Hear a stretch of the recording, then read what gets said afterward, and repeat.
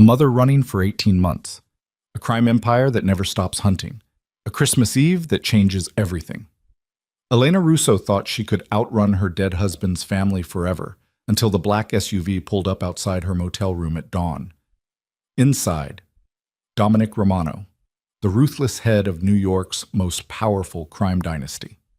His message is simple. Her 4-year-old son is the last blood heir, and the running stops now. One choice remains: return willingly to the world she fled, or lose Adrian through force she cannot fight. Will Elena surrender to save her son, or discover that the most dangerous man alive might be her only salvation? If this story grabs you, smash that like button and comment what city you're watching from. I want to see how far Elena's journey reaches across the world. Now, let's begin. Had surrendered to decay years before. Had surrendered to decay years before Elena Russo ever found it. A woman who'd spent 18 months learning to sleep with one eye open finally allowed herself to dream. It was a mistake she couldn't afford. The dream was always the same. Adrian, laughing in sunlight, running through a park without fear. No fake names, no cash-only transactions, no checking the locks 3 times before allowing exhaustion to claim her. In the dream, they were free. Reality arrived at 5:47 a.m. in the form of headlights cutting through the threadbare curtains.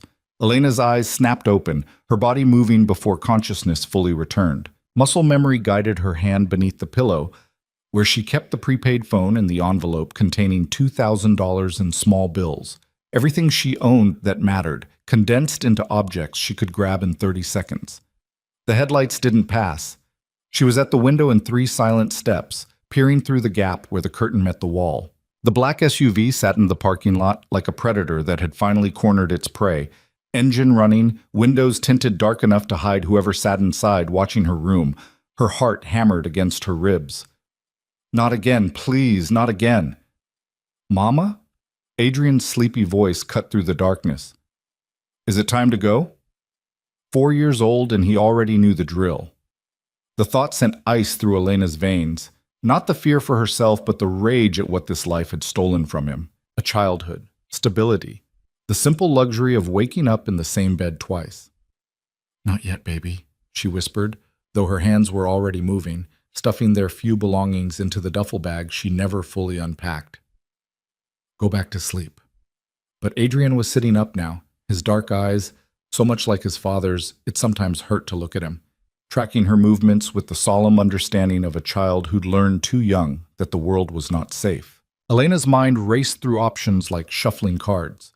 The bathroom window was too small.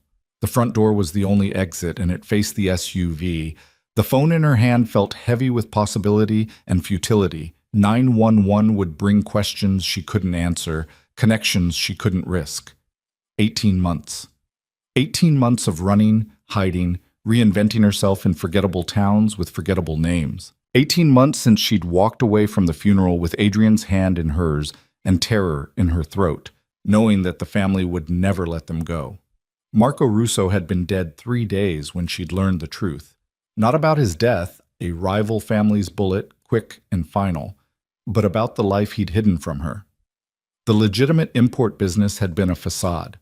The respectful family gatherings had been strategy sessions. The grandfather who'd seemed merely stern had been a man whose name made politicians sweat and enemies disappear.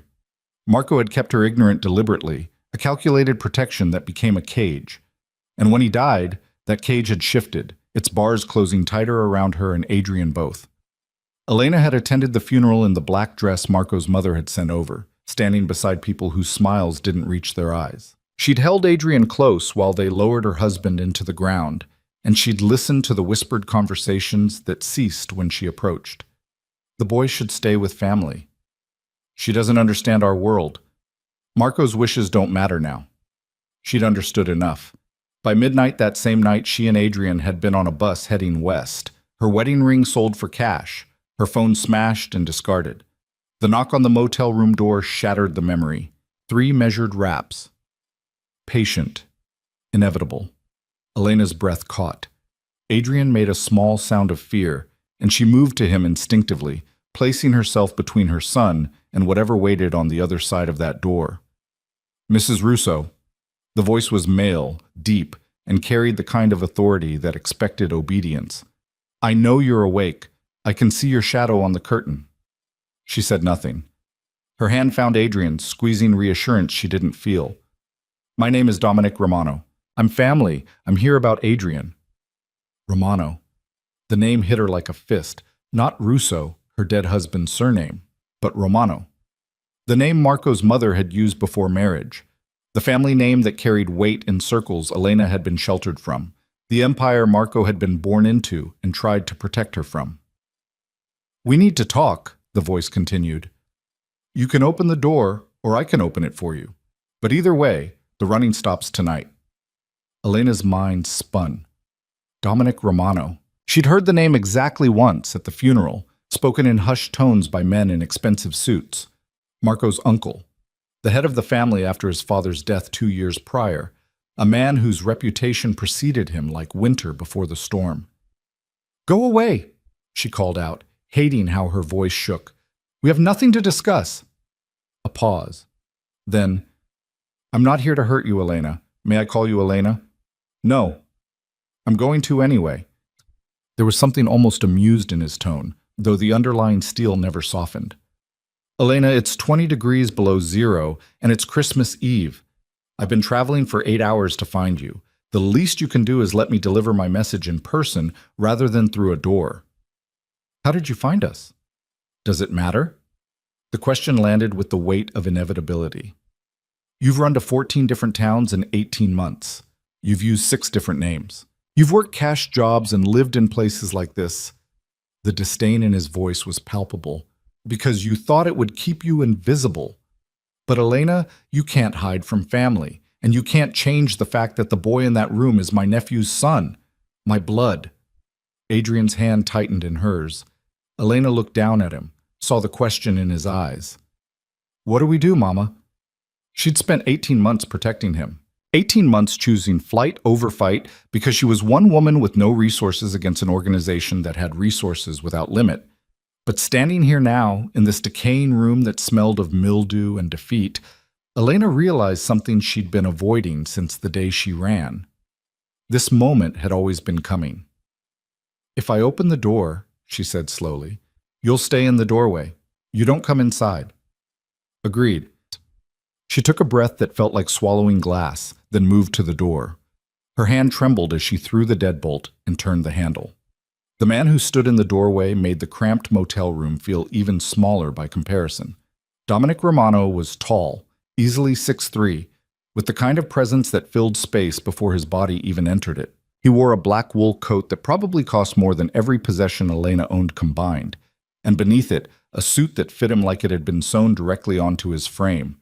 His hair was dark, threaded with gray at the temples, and his face was all sharp angles and hard lines. A face built for command, for decisions that didn't allow for doubt. But it was his eyes that stopped her breath. Dark, calculating, and absolutely focused on her with an intensity that felt like being cataloged and assessed in a single glance. Not cruel, but not kind either. Just aware. Seeing everything, missing nothing. Elena Russo, he said, and his voice in person carried even more weight than it had through the door. Thank you for being reasonable. I'm not being reasonable, she shot back, keeping her body angled to block his view of Adrian. I'm being cornered. There's a difference. His mouth curved slightly, not quite a smile, but an acknowledgement of her defiance. Fair enough. What do you want? To talk, to explain the situation. His eyes shifted past her briefly, landing on Adrian, and something flickered in his expression. Recognition, perhaps? Or possession? And to bring you both home. We don't have a home. You do, he corrected. You've always had one. You just chose to refuse it. Elena's jaw tightened. I chose to protect my son. From what? The question came sharp. From family? From security? From the legacy he was born into? From this. She gestured between them. From men in expensive suits who show up in the middle of the night making demands. From a world that got my husband killed. Marco died because he was reckless, Dominic said, and there was no grief in his voice, only cold assessment. He took unnecessary risks to prove himself. That's not the world. That's one man's poor judgment. The casual dismissal of her dead husband's life sent fury through Elena's chest. Get out! No. I said, I heard you. Dominic's voice remained level, immovable. But we're not done. Sit down, Elena. This conversation is going to take more than 30 seconds. I don't take orders from you. Then consider it a suggestion. He shifted his weight slightly, and Elena realized with cold certainty that he had no intention of leaving until he'd said what he came to say. You can stay standing if you prefer, but your son looks tired, and this floor is cold. Elena glanced back. Adrian had moved to sit on the edge of the bed, watching the stranger in the doorway with solemn curiosity. Her protective instincts warred with pragmatism. Finally, she moved to sit beside Adrian, pulling him close. Dominic's eyes tracked the movement with something that might have been approval. I'll make this simple, he began. Marco is dead. He died without legitimate heirs except for Adrian. That makes your son the last direct bloodline of the Russo branch of the family. Do you understand what that means? It means you want to take him from me. It means he belongs with us, Dominic corrected. It means he has a birthright, property, inheritance, protection that you're denying him by running. I'm protecting him from becoming what Marco was. And what was Marco? The question came with an edge. A man who loved you? Who gave you this child? Who worked to keep you sheltered from the realities of our world because he thought you were too fragile to handle them? Each word landed like an accusation. Elena's hands curled into fists. Marco lied to me, she said quietly, about everything. He protected you, Dominic countered. There's a difference. He wanted you to have a normal life, even if his couldn't be. He failed, obviously, but his intentions were good. Good intentions don't change what he was. No, Dominic agreed. They don't, but they don't change what Adrian is either. That boy is Romano blood. He's entitled to everything that comes with that name, the good and the bad. I don't want your money. This isn't about money. Dominic's voice dropped, taking on a quality that made Elena's spine straighten instinctively. This is about family, about obligation, about the fact that you can run to 100 more towns, use 100 more fake names, and it won't change the reality of who that child is. He's my son. He's also my nephew's son, Marco's mother's grandson, the last piece of her only child. Dominic paused, letting that sink in. Isabella Romano has been patient. She's given you 18 months to grieve, to process, to come to your senses. But patience has limits, Elena, and those limits have been reached. Fear spiked through Elena's chest. Is that a threat? It's a fact. Dominic's expression didn't change. You can cooperate or you can fight, but if you fight, you'll lose. The family has resources you can't imagine, lawyers who can make custody battles disappear in your favor or against it, investigators who can find you anywhere, connections that reach into every system you might try to use for protection. You can't just take him. We won't have to take him. Dominic leaned against the doorframe, somehow making the casual posture look authoritative. We'll simply prove that you're an unfit mother, unstable, moving constantly, no permanent residence, working under false identities, keeping a child out of school, away from medical care, living in— His eyes swept the room with obvious distaste. Places like this. I've kept him safe. You've kept him hidden, Dominic corrected. There's a difference. Safety isn't living in fear, Elena. Safety is having resources, protection, and power enough that fear becomes irrelevant. Your kind of power got Marco killed. And your kind of running will get Adrian nothing but a childhood spent looking over his shoulder. Dominic straightened, his full attention fixing on her like a spotlight. Is that what you want for him?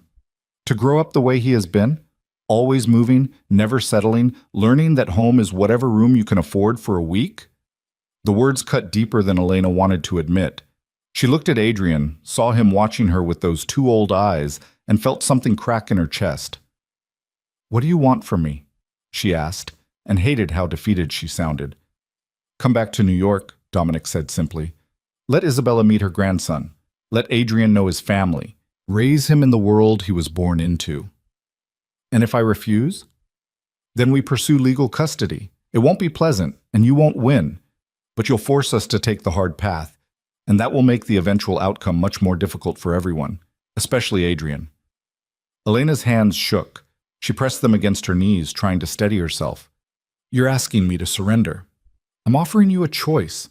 Dominic's tone softened fractionally. Return willingly, and you remain Adrian's mother. You raise him. You make decisions about his life. The family provides resources, protection, education, everything he needs. You're not a prisoner, Elena. You're family. And if I come back and change my mind, then you'll find that family business can be complicated to leave. The words were delivered without menace, just flat truth. But I don't think you'll want to leave. Once you see what we can offer Adrian, what his life can be, I think you'll understand why running was never the answer. Elena closed her eyes. 18 months. 18 months of fear, exhaustion, and constant vigilance. 18 months of watching Adrian grow up in motel rooms and sleeping in cars, of working jobs that paid under the table and living like they were already ghosts. She thought of the dream she'd been having when the headlights woke her. Adrian in sunlight, laughing without fear. If I agree, she said slowly, opening her eyes to meet Dominic's steady gaze. I need guarantees. Such as? Adrian stays with me. Always. I'm not negotiating custody or sharing him with Isabella or anyone else. Agreed. I make decisions about his education, his health, his life. Within reason, Dominic allowed. If your decisions put him at risk or deny him opportunities the family can provide, we'll have discussions. Discussions, Elena repeated. Not demands. Discussions, Dominic confirmed. I'm not interested in making you an enemy, Elena. Cooperation is always preferable to conflict. What about me? What happens to my life? You'll live at the estate. You'll have your own space, your own resources. You're not a servant or a guest. You're Adrian's mother. That position carries weight. And obligations? Some, Dominic admitted.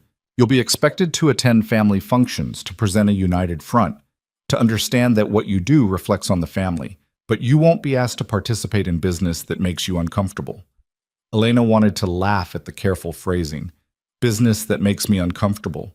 You mean crime. I mean business, Dominic said flatly. Our world operates differently than the one you're used to. But you won't be asked to participate beyond understanding that it exists. Like Marco tried to protect me from understanding.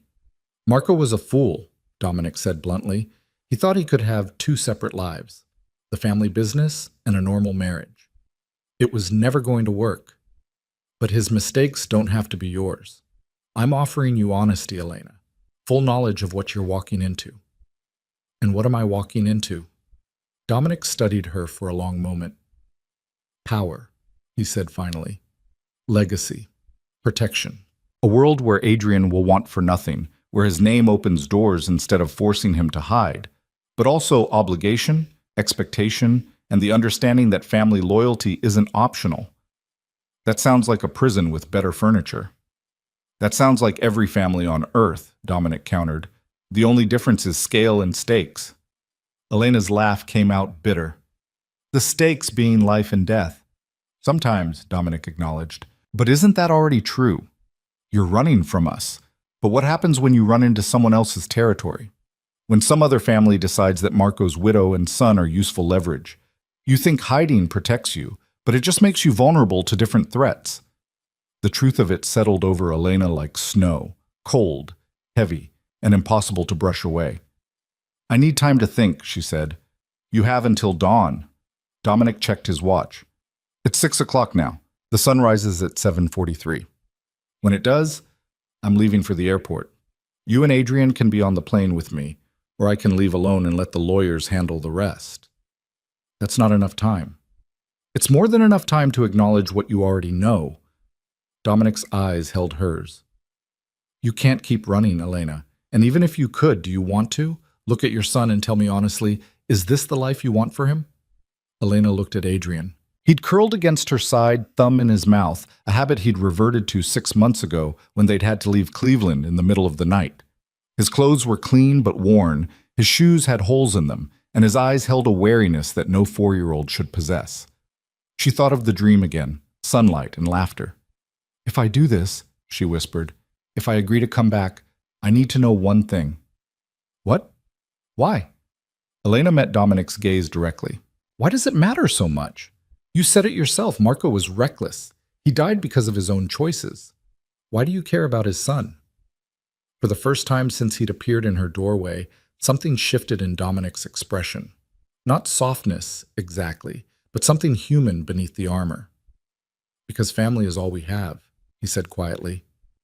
In our world, loyalty is currency, and blood is bond.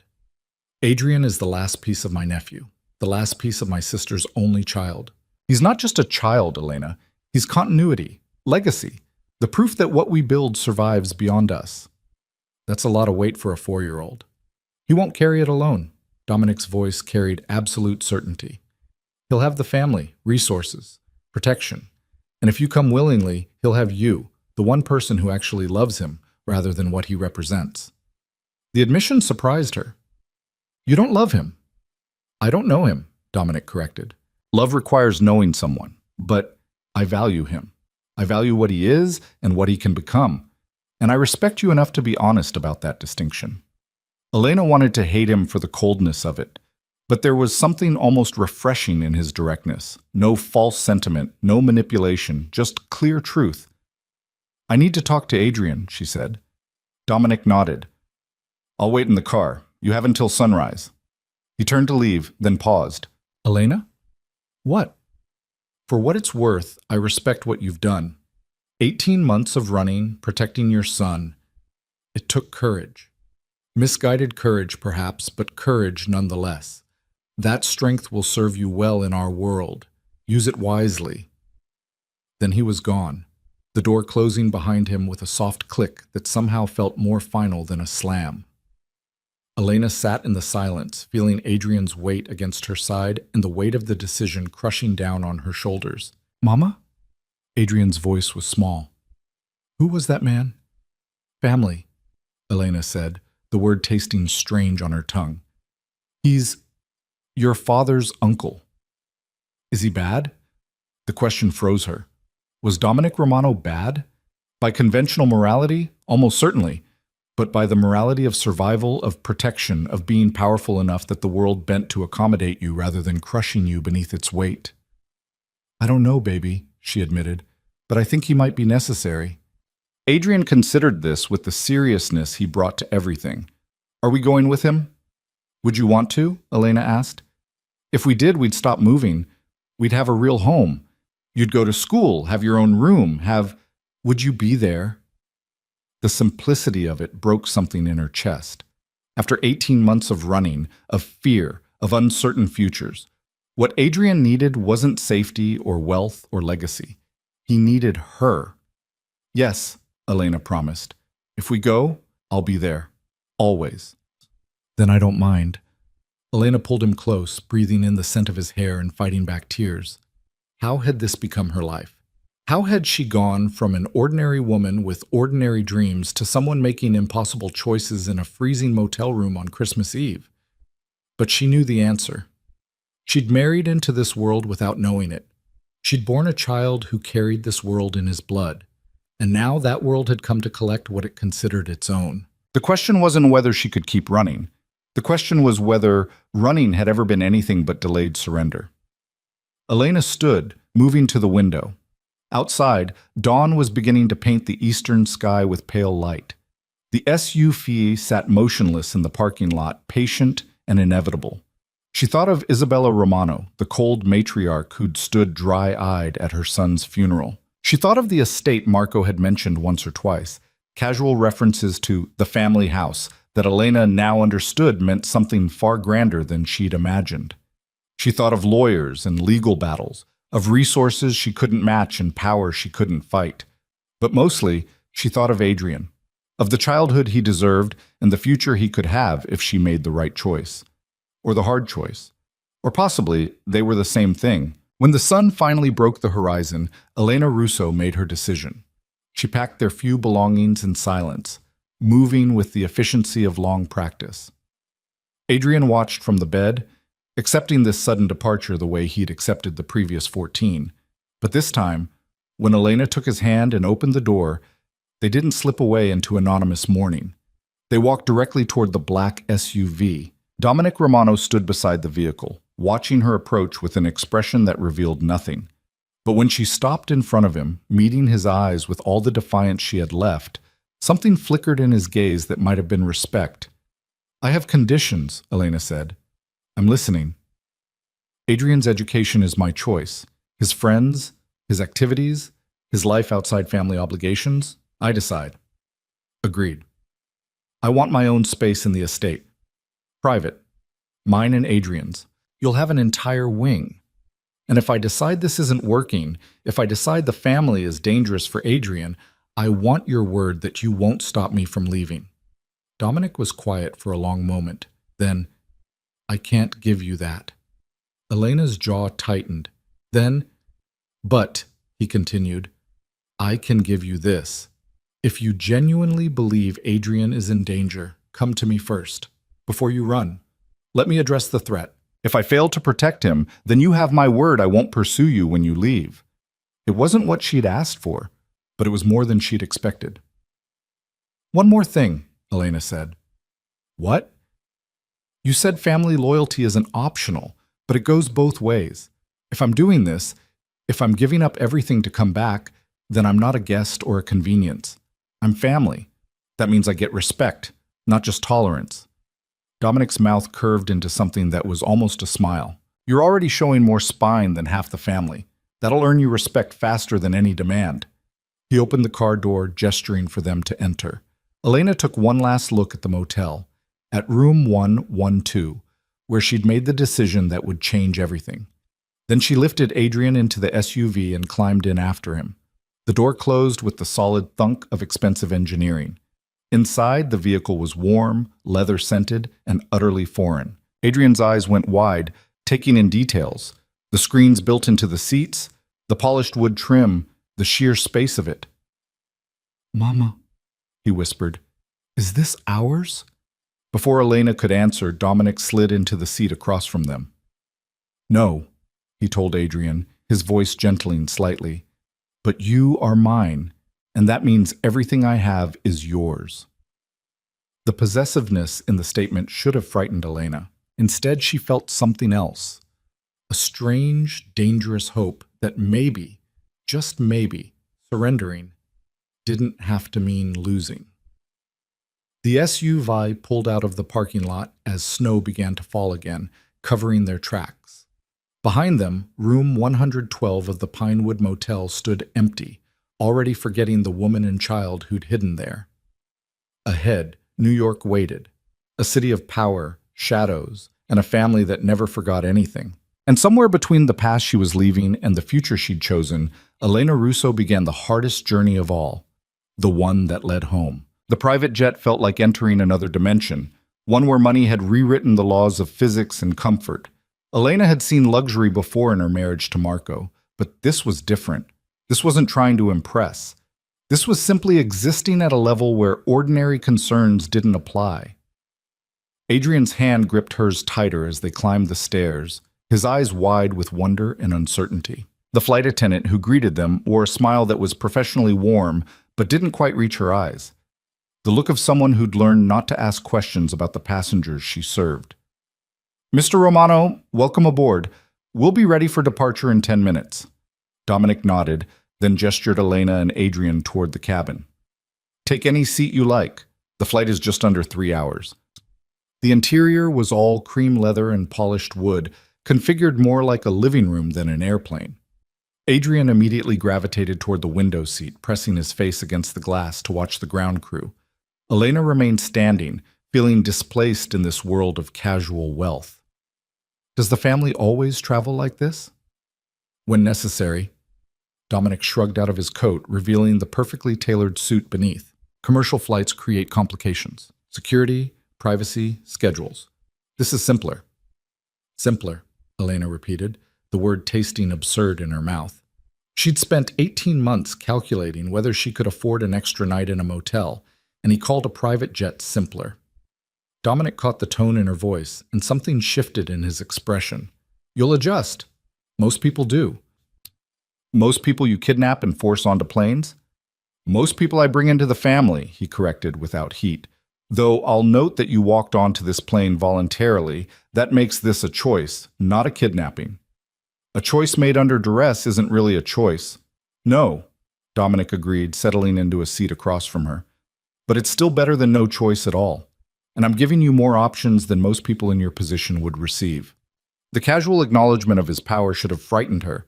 Instead, Elena found it almost steadying. At least with Dominic, she knew where she stood. In a world where strength mattered more than fairness, and honesty was a luxury afforded only to those who could enforce their will. The engines hummed to life, a low vibration that traveled through the cabin. Adrian looked back at her, his expression caught between excitement and fear. "It's okay, baby," Elena said, moving to sit beside him. "It's just like the bus, but faster." "And higher," Adrian added solemnly. "And higher," she confirmed, buckling his seatbelt with practiced efficiency. Dominic watched the exchange with an expression Elena couldn't quite read. "He's quiet." "He's careful," Elena corrected. "He's learned to be." "That'll serve him well in our world, but he shouldn't have to be careful around family." "Is that what we are now? Family?" "You've always been family, Elena. You just spent 18 months trying to pretend otherwise." The plane began to taxi, and Elena turned her attention to the window, watching the Minnesota landscape slide past. Snow-covered fields, forgotten buildings, the kind of anonymous emptiness she'd been hiding in for too long. "Tell me about Isabella," she said quietly, not looking at Dominic. "Marco's mother. Your sister." A pause. Then, "What do you want to know?" "Everything you're willing to tell me." Elena finally met his eyes. "If I'm walking into her world, I need to understand what I'm facing." Dominic considered her for a long moment, then leaned back in his seat as the plane lifted into the air. "Isabella is formidable. She was born into this life, married into power, and has spent 60 years learning how to wield both. She doesn't forgive easily, doesn't trust quickly, and values loyalty above everything else." "Including love?" "She'd argue they're the same thing. In our world, love without loyalty is just weakness waiting to be exploited." "That's bleak. That's survival." Dominic's voice carried the weight of experience. Isabella lost her husband to a rival family when Marco was 12. She could have retreated, could have let the family dissolve into chaos. Instead, she held it together through sheer will until I was old enough to take control. Everything she's done since has been about preserving what her husband built. And Marco? How did she feel about her son? The question landed in silence. Dominic's jaw tightened almost imperceptibly. "She loved him," he said finally. "In her way. But Marco disappointed her. He wanted things she couldn't understand. Normalcy, distance from the business, a life that wasn't defined by family obligation. When he married you, someone from outside our world, she saw it as rejection." Elena's chest tightened. She blamed me for his choices. "She blamed both of you, Marco for being weak enough to want out, and you for being the reason he tried." Dominic's gaze held steady. But Marco's death changed things. Whatever anger she felt, whatever disappointment, it died with him. Now all she has left is Adrian, the last piece of her son. "So I'm just the inconvenient package he comes wrapped in." "You're the mother of her grandson," Dominic corrected. "That carries weight, whether Isabella wants to admit it or not. She needs you cooperative, not hostile. And despite what you think, she's not a monster. She's just a woman who's survived in a world that destroys the soft." The plane leveled off, and the seatbelt sign dimmed. Adrian immediately unbuckled and began exploring the cabin with careful curiosity, drawn to the screens and buttons with the fascination of a child who'd spent too long in spaces with nothing to discover. Elena watched him, feeling the familiar tightness in her throat. What if she tries to take him from me? What if being cooperative isn't enough? "Then you fight," Dominic said simply. "But you fight smart. Isabella respects strength, not submission. Show her you're not some fragile thing Marco kept sheltered. Show her you understand our world and can navigate it. Earn her respect, and she'll become your greatest ally. And if I can't, then you'll have a very difficult life." The honesty was almost brutal. "But I don't think that'll happen. You've survived 18 months on the run with limited resources and no support. That takes intelligence and determination. Use those qualities in New York, and you'll surprise her." Elena wanted to believe him, but the weight of what she was flying toward felt crushing. A family she didn't understand, a world built on violence and power, a grandmother who saw her as an obstacle to her grandson. "Why are you helping me?" The question came out before she could stop it. "You could have just taken Adrian. Instead, you're giving me advice, treating me like family," Dominic finished. "Because, despite what you think, I'm not interested in creating enemies within the organization. A hostile mother raising the heir creates complications I don't need. Better to have you as an ally, or at least not an active threat." That's practical. I'm a practical man. He pulled out a tablet, the screen illuminating his face with cold light. "You should rest. We land at noon, and the afternoon will be demanding." Elena wanted to ask more questions, wanted to understand the world she was entering with enough clarity to navigate it safely. But exhaustion was pulling at her, 18 months of interrupted sleep catching up now that she'd finally stopped running. She reclined her seat slightly, watching Adrian explore the cabin with Dominic's measured gaze tracking him. The older man hadn't moved to interact with the child, hadn't tried to force connection. He simply observed, cataloging, assessing. "He looks like Marco," Dominic said quietly. "I know. Does that bother you?" Elena considered the question. "Sometimes. When he makes certain expressions, or when he's angry and his eyes go dark, for a second, it's like Marco's standing there. But then he smiles, and he's just Adrian, just himself. Isabella will see Marco in him too. It'll make things complicated." "Everything about this is complicated." "True." Dominic glanced at her. "But complications can be navigated. It's the simple things that usually destroy us." Elena didn't have an answer to that. She closed her eyes, letting the engine's steady hum carry her toward something that wasn't quite sleep, but wasn't wakefulness either. A liminal space where the past 18 months felt both immediate and impossibly distant. When she opened her eyes again, Adrian was asleep in the seat beside her, and Dominic was speaking quietly into a phone in rapid Italian, the language Marco had sometimes used when he didn't want her to understand what he was discussing. She'd never learned it. Another way he'd kept her separate from his real life. Dominic ended the call and noticed her watching. "Isabella knows you're coming. She's preparing. Should I be worried about what that means?" "Only if you arrive expecting warm maternal affection." He set the phone aside. "She'll test you, Elena. Probe for weakness, for leverage, for any indication that you're not strong enough to be part of this family. Don't give her ammunition." "How exactly do I do that?" "Don't apologize for protecting Adrian. Don't act grateful for being allowed back into a family you never asked to join. And most importantly, don't pretend to be something you're not. She'll see through false deference in seconds. So just be myself. Just be the woman who survived 18 months on the run and chose to walk onto this plane with her head up. That woman is strong enough to face Isabella Romano." The confidence in his voice was strange. Elena didn't feel strong. She felt terrified, exhausted, and completely out of her depth. But maybe that was what strength looked like from the outside. Maybe survival was just fear that kept moving forward anyway. The flight attendant appeared with refreshments Elena didn't want and couldn't eat. She accepted them anyway, the ritual of normal hospitality feeling absurd, 30,000 feet above reality. "Tell me about the estate," she said after the attendant retreated. "What should I expect?" Dominic's expression shifted into something that might have been pride.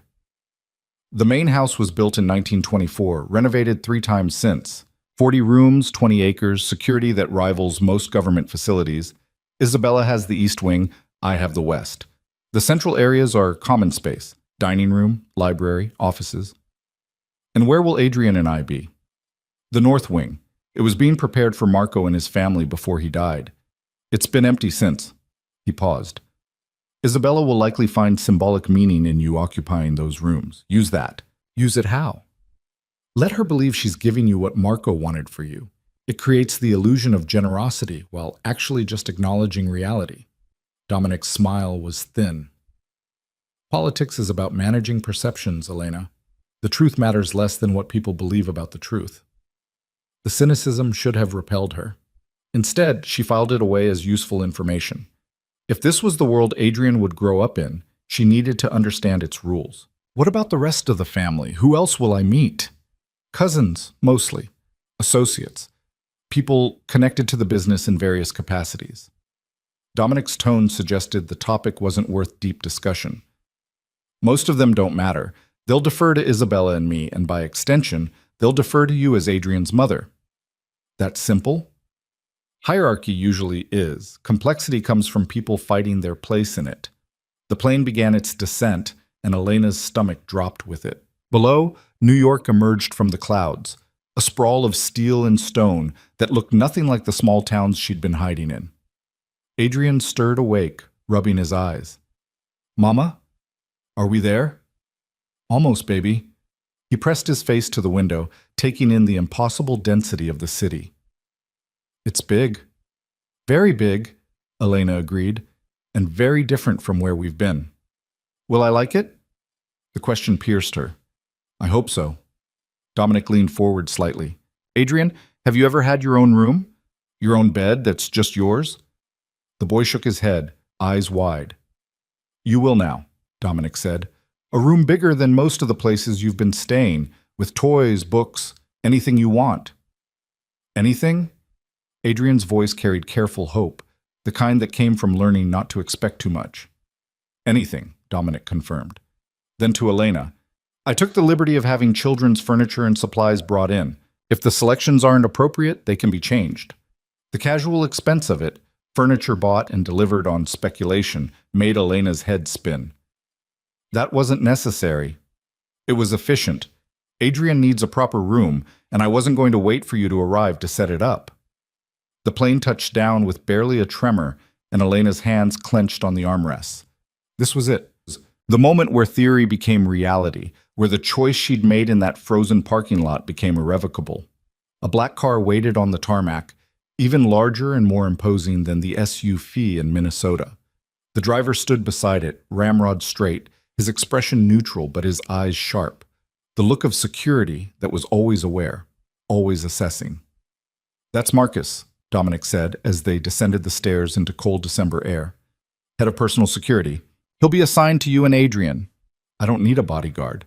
You have one anyway. In our world, protection isn't optional. It's survival."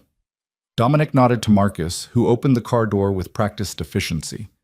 The drive from the airport took them through parts of New York Elena had never seen in her brief time living here with Marco. Not the tourist areas or the trendy neighborhoods, but older sections where money whispered instead of shouted, where wealth was measured in legacy rather than flash.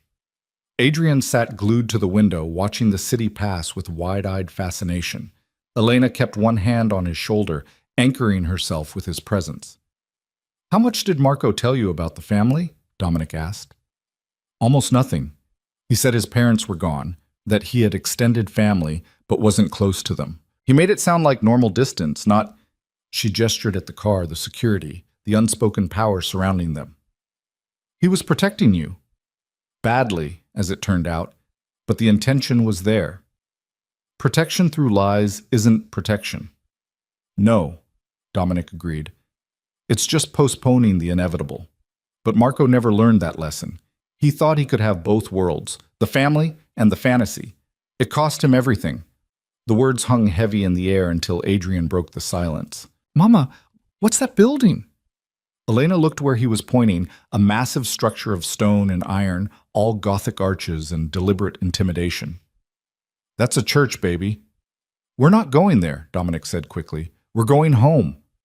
5 minutes later, the car turned through iron gates that opened automatically, revealing a driveway that curved through manicured grounds toward a house that made Elena's breath catch. Estate didn't do it justice. This was a manor, a declaration of power made in stone and glass. 3 stories of architectural ambition, with wings extending from the central structure like arms reaching to embrace or imprison. Elena couldn't tell which. "Welcome to the Romano estate," Dominic said quietly. "Try not to look too impressed. Isabella's watching from the east windows." Elena's eyes snapped up, catching movement behind glass on the second floor. A figure, indistinct but present, watching. The car stopped at the main entrance, where staff materialized to handle luggage Elena didn't have. She climbed out with Adrian's hand in hers, feeling exposed and completely out of place in her worn jeans and clearance rack coat. The front door opened, and a woman appeared on the threshold. Isabella Romano was 70 if she was a day, but age had refined her rather than diminishing her. She wore black, elegant, expensive black that looked like it had been tailored specifically for her frame. Her silver hair was pulled back in a style that emphasized the sharp angles of her face, and her eyes were dark, intelligent, and completely focused on Adrian. Not on Elena, on the child.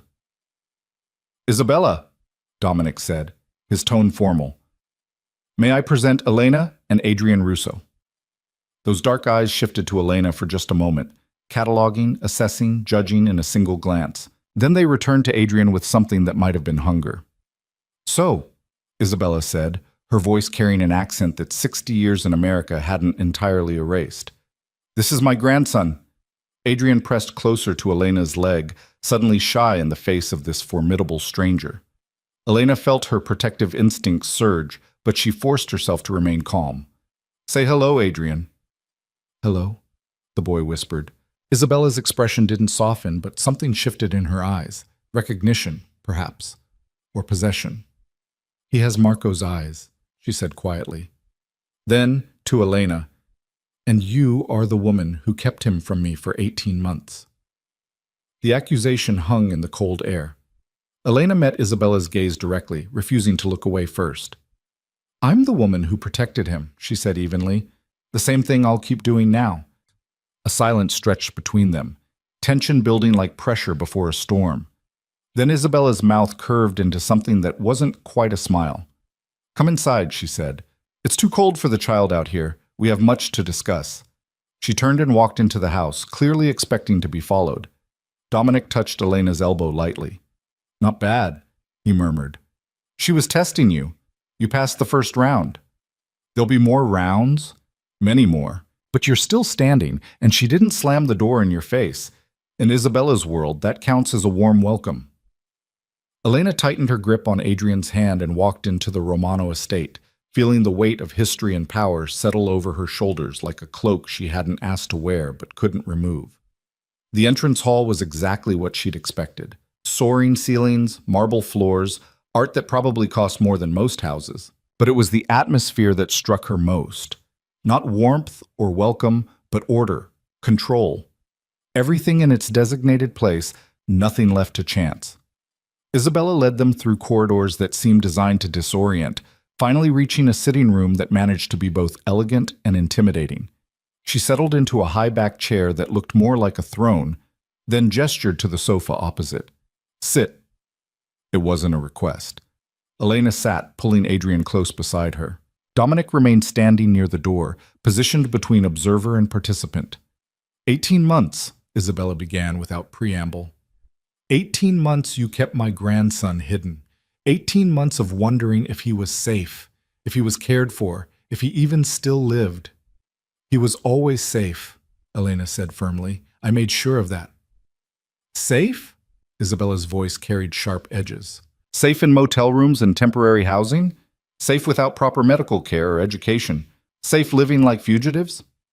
"Safe from a world that killed his father," Elena shot back. "Safe from people who would use him as a pawn in games I don't understand. Yes, we lived simply, but he was loved, protected, and free from danger. Free from family," Isabella corrected coldly. "Free from his birthright, his heritage, his future. He's 4 years old. He doesn't need a birthright. He needs a childhood. He needs both." Isabella leaned forward slightly. "And thanks to your selfishness, he has neither." The words hit like a slap. Elena felt Adrian tense beside her, sensing the conflict even if he didn't understand it. "I'm not going to apologize for protecting my son," Elena said quietly. "You can judge me, threaten me, make me feel unwelcome in this house. But I won't apologize for doing what any mother would do. Any mother would bring her child to family after their father's death. Any mother would accept support, protection, resources. You ran because you were afraid, and that fear cost Adrian 18 months of stability. That fear," Elena said, her voice hardening, "came from watching your family at Marco's funeral, from hearing whispers about taking Adrian, about what was best for the family, from understanding that in your world, a 4-year-old child is just another asset to be controlled." "He is an asset," Isabella said bluntly, the last direct male heir of the Russo line. But he is also my blood, my grandson, the only piece of my son that survives. You think I don't know what it means to protect a child in this world? I raised Marco in this life. I kept him safe through wars you can't imagine, through threats that would have broken someone weaker. And yet he still died, Elena said softly. Your protection wasn't enough. The silence that followed was absolute. Isabella's face went pale, then flushed with something that might have been rage or grief. Elena couldn't tell which. Dominic shifted slightly, a subtle warning that Elena had crossed a line. But Isabella surprised her. Instead of erupting, the older woman's expression went cold and distant. No, she said quietly. My protection wasn't enough. Marco made choices I couldn't control, took risks I couldn't prevent. And it cost him everything. Do you think I don't carry that? Do you think I don't wake up every morning knowing my son died because I failed to teach him properly? The raw honesty in her voice made Elena's throat tighten. This wasn't the cold matriarch Dominic had described. This was a mother who'd buried her only child. I didn't mean, Elena started. Yes, you did. Isabella's voice steadied. And you're right to say it. I failed Marco, but I will not fail Adrian. That boy will grow up understanding this world, protected by it, rather than vulnerable to it. And you will help me ensure that happens, whether you want to or not. Adrian tugged on Elena's sleeve. Mama, I'm tired. The simple interruption broke the tension. Isabella's eyes softened fractionally as she looked at the child. Of course you are, she said, her voice gentling. Dominic, show them to their rooms. Elena and I will continue this conversation later. It was clearly a dismissal. Dominic moved to the door, gesturing for Elena to follow. She stood, keeping Adrian close. But before she left, she met Isabella's gaze one more time. I'll work with you, she said quietly, for Adrian's sake. But understand this. I'm his mother. Not his guardian, not his caretaker. His mother. And that means my loyalty to him comes before any loyalty to this family. Isabella studied her for a long moment. Then, unexpectedly, her mouth curved into something that might have been genuine respect. Perhaps, she said slowly, Marco chose better than I thought. We'll see. Dominic led them through corridors that seemed designed to confuse rather than guide, each turn revealing another layer of wealth so casual it stopped feeling impressive and started feeling oppressive. Adrian's hand remained locked in Elena's, his exhaustion written in every dragging step. The north wing was quieter than the rest of the house, insulated from the main areas by distance and deliberate design. When Dominic finally stopped before a set of double doors, Elena felt a strange twist in her stomach. This had been meant for her, for the life Marco had promised but never delivered. These were prepared for Marco's family, Dominic said, confirming her thoughts. Isabella kept them maintained but empty, until now. He opened the doors and Elena's breath caught despite herself. The suite beyond was larger than any apartment she'd ever lived in. A living area with floor-to-ceiling windows overlooking snow-covered grounds. A kitchen, small but fully equipped. Bedrooms extending from the central space like petals from a flower. Everything decorated in warm neutrals that managed to feel elegant without being cold. But it was Adrian's reaction that broke through her careful composure. The boy released her hand and walked slowly into the space, his eyes wide with wonder that bordered on disbelief. This is ours? He whispered. Your room is through there, Dominic said, pointing to the door on the left. Elena, yours is to the right. The staff already unpacked what little you brought and stocked the basics. If you need anything else, there's an intercom system. Adrian didn't wait for permission. He ran to the indicated door, pushing it open with both hands. Elena followed more slowly, her throat tight with emotions she couldn't quite name. Inside Adrian's room, her son stood frozen in the center of a space that had been designed specifically for a child, but executed with the kind of attention to detail that came from unlimited resources. The bed was child-sized but substantial, built into a structure that looked like a castle with curtained turrets and hidden compartments. Shelves lined one wall, already filled with books and toys still in their packaging. A play area occupied one corner, complete with a table sized perfectly for small hands and bins of art supplies. The windows had safety locks, the outlets were covered, and every sharp corner had been padded. It was everything a child could want, and it terrified Elena in ways she couldn't articulate. "It's too much," she said quietly. Dominic, who'd followed them in, shook his head. "It's appropriate. This is how family lives, Elena. How Adrian should have always lived. He's 4. He doesn't need a bedroom that costs more than most people make in a year. He needs to understand his place in this world, and his place comes with resources." Dominic's voice was matter-of-fact, not defensive. "You can fight against the reality of what he is, or you can accept it and teach him to use it wisely. Your choice." Before Elena could respond, Adrian turned to her with an expression that shattered her resistance. "Can I really stay here, Mama? In this room?" The hope in his voice, fragile, careful, learned from too many temporary spaces, made her eyes burn. "Yes, baby," she managed. "This is yours. Your room, your bed, your home." His smile could have powered the entire city. Elena left him to explore, stepping back into the living area where Dominic waited with the patience of someone who understood that adjusting to this world took time. "Dinner is at 7, he said. "Formal dining room. Isabella expects you both to attend." Adrian's exhausted. He needs to rest, not sit through some formal, "Then bring him for the first course and excuse him after," Dominic interrupted. "But he needs to be seen, Elena, needs to meet the family properly. Avoiding it won't make it easier." She wanted to argue, but the logic was sound. Hiding would only delay the inevitable, and Isabella had already shown she wasn't inclined toward patience. "What should I wear?" The question felt absurd, but the reality was that her entire wardrobe fit in one duffel bag, and none of it was appropriate for formal dining in a house like this. "Already handled. Check your room." Elena moved to the door Dominic had indicated, pushing it open to reveal a space that was blessedly adult, elegant but not ostentatious, with a bed that looked sinfully comfortable and another set of windows overlooking the grounds. The attached bathroom was marble and glass, and hanging in the walk-in closet was a selection of clothing that definitely hadn't been there when they arrived. "You had someone buy me clothes?" "I had someone ensure you had appropriate options," Dominic corrected. "Isabella's standards are exacting. Better to be prepared." Elena ran her hand over a dress that probably cost what she used to make in a month. The presumption should have angered her, this casual reorganization of her life, these decisions made without her input. But underneath the indignation was something else. Relief, maybe, that she wouldn't have to face this world completely unprepared. "Thank you," she said finally, the words tasting strange. "Don't thank me. This is basic hospitality." Dominic checked his watch. "I have calls to make. Rest, settle in, let Adrian explore. Someone will come for you at 6:45 to escort you to dinner."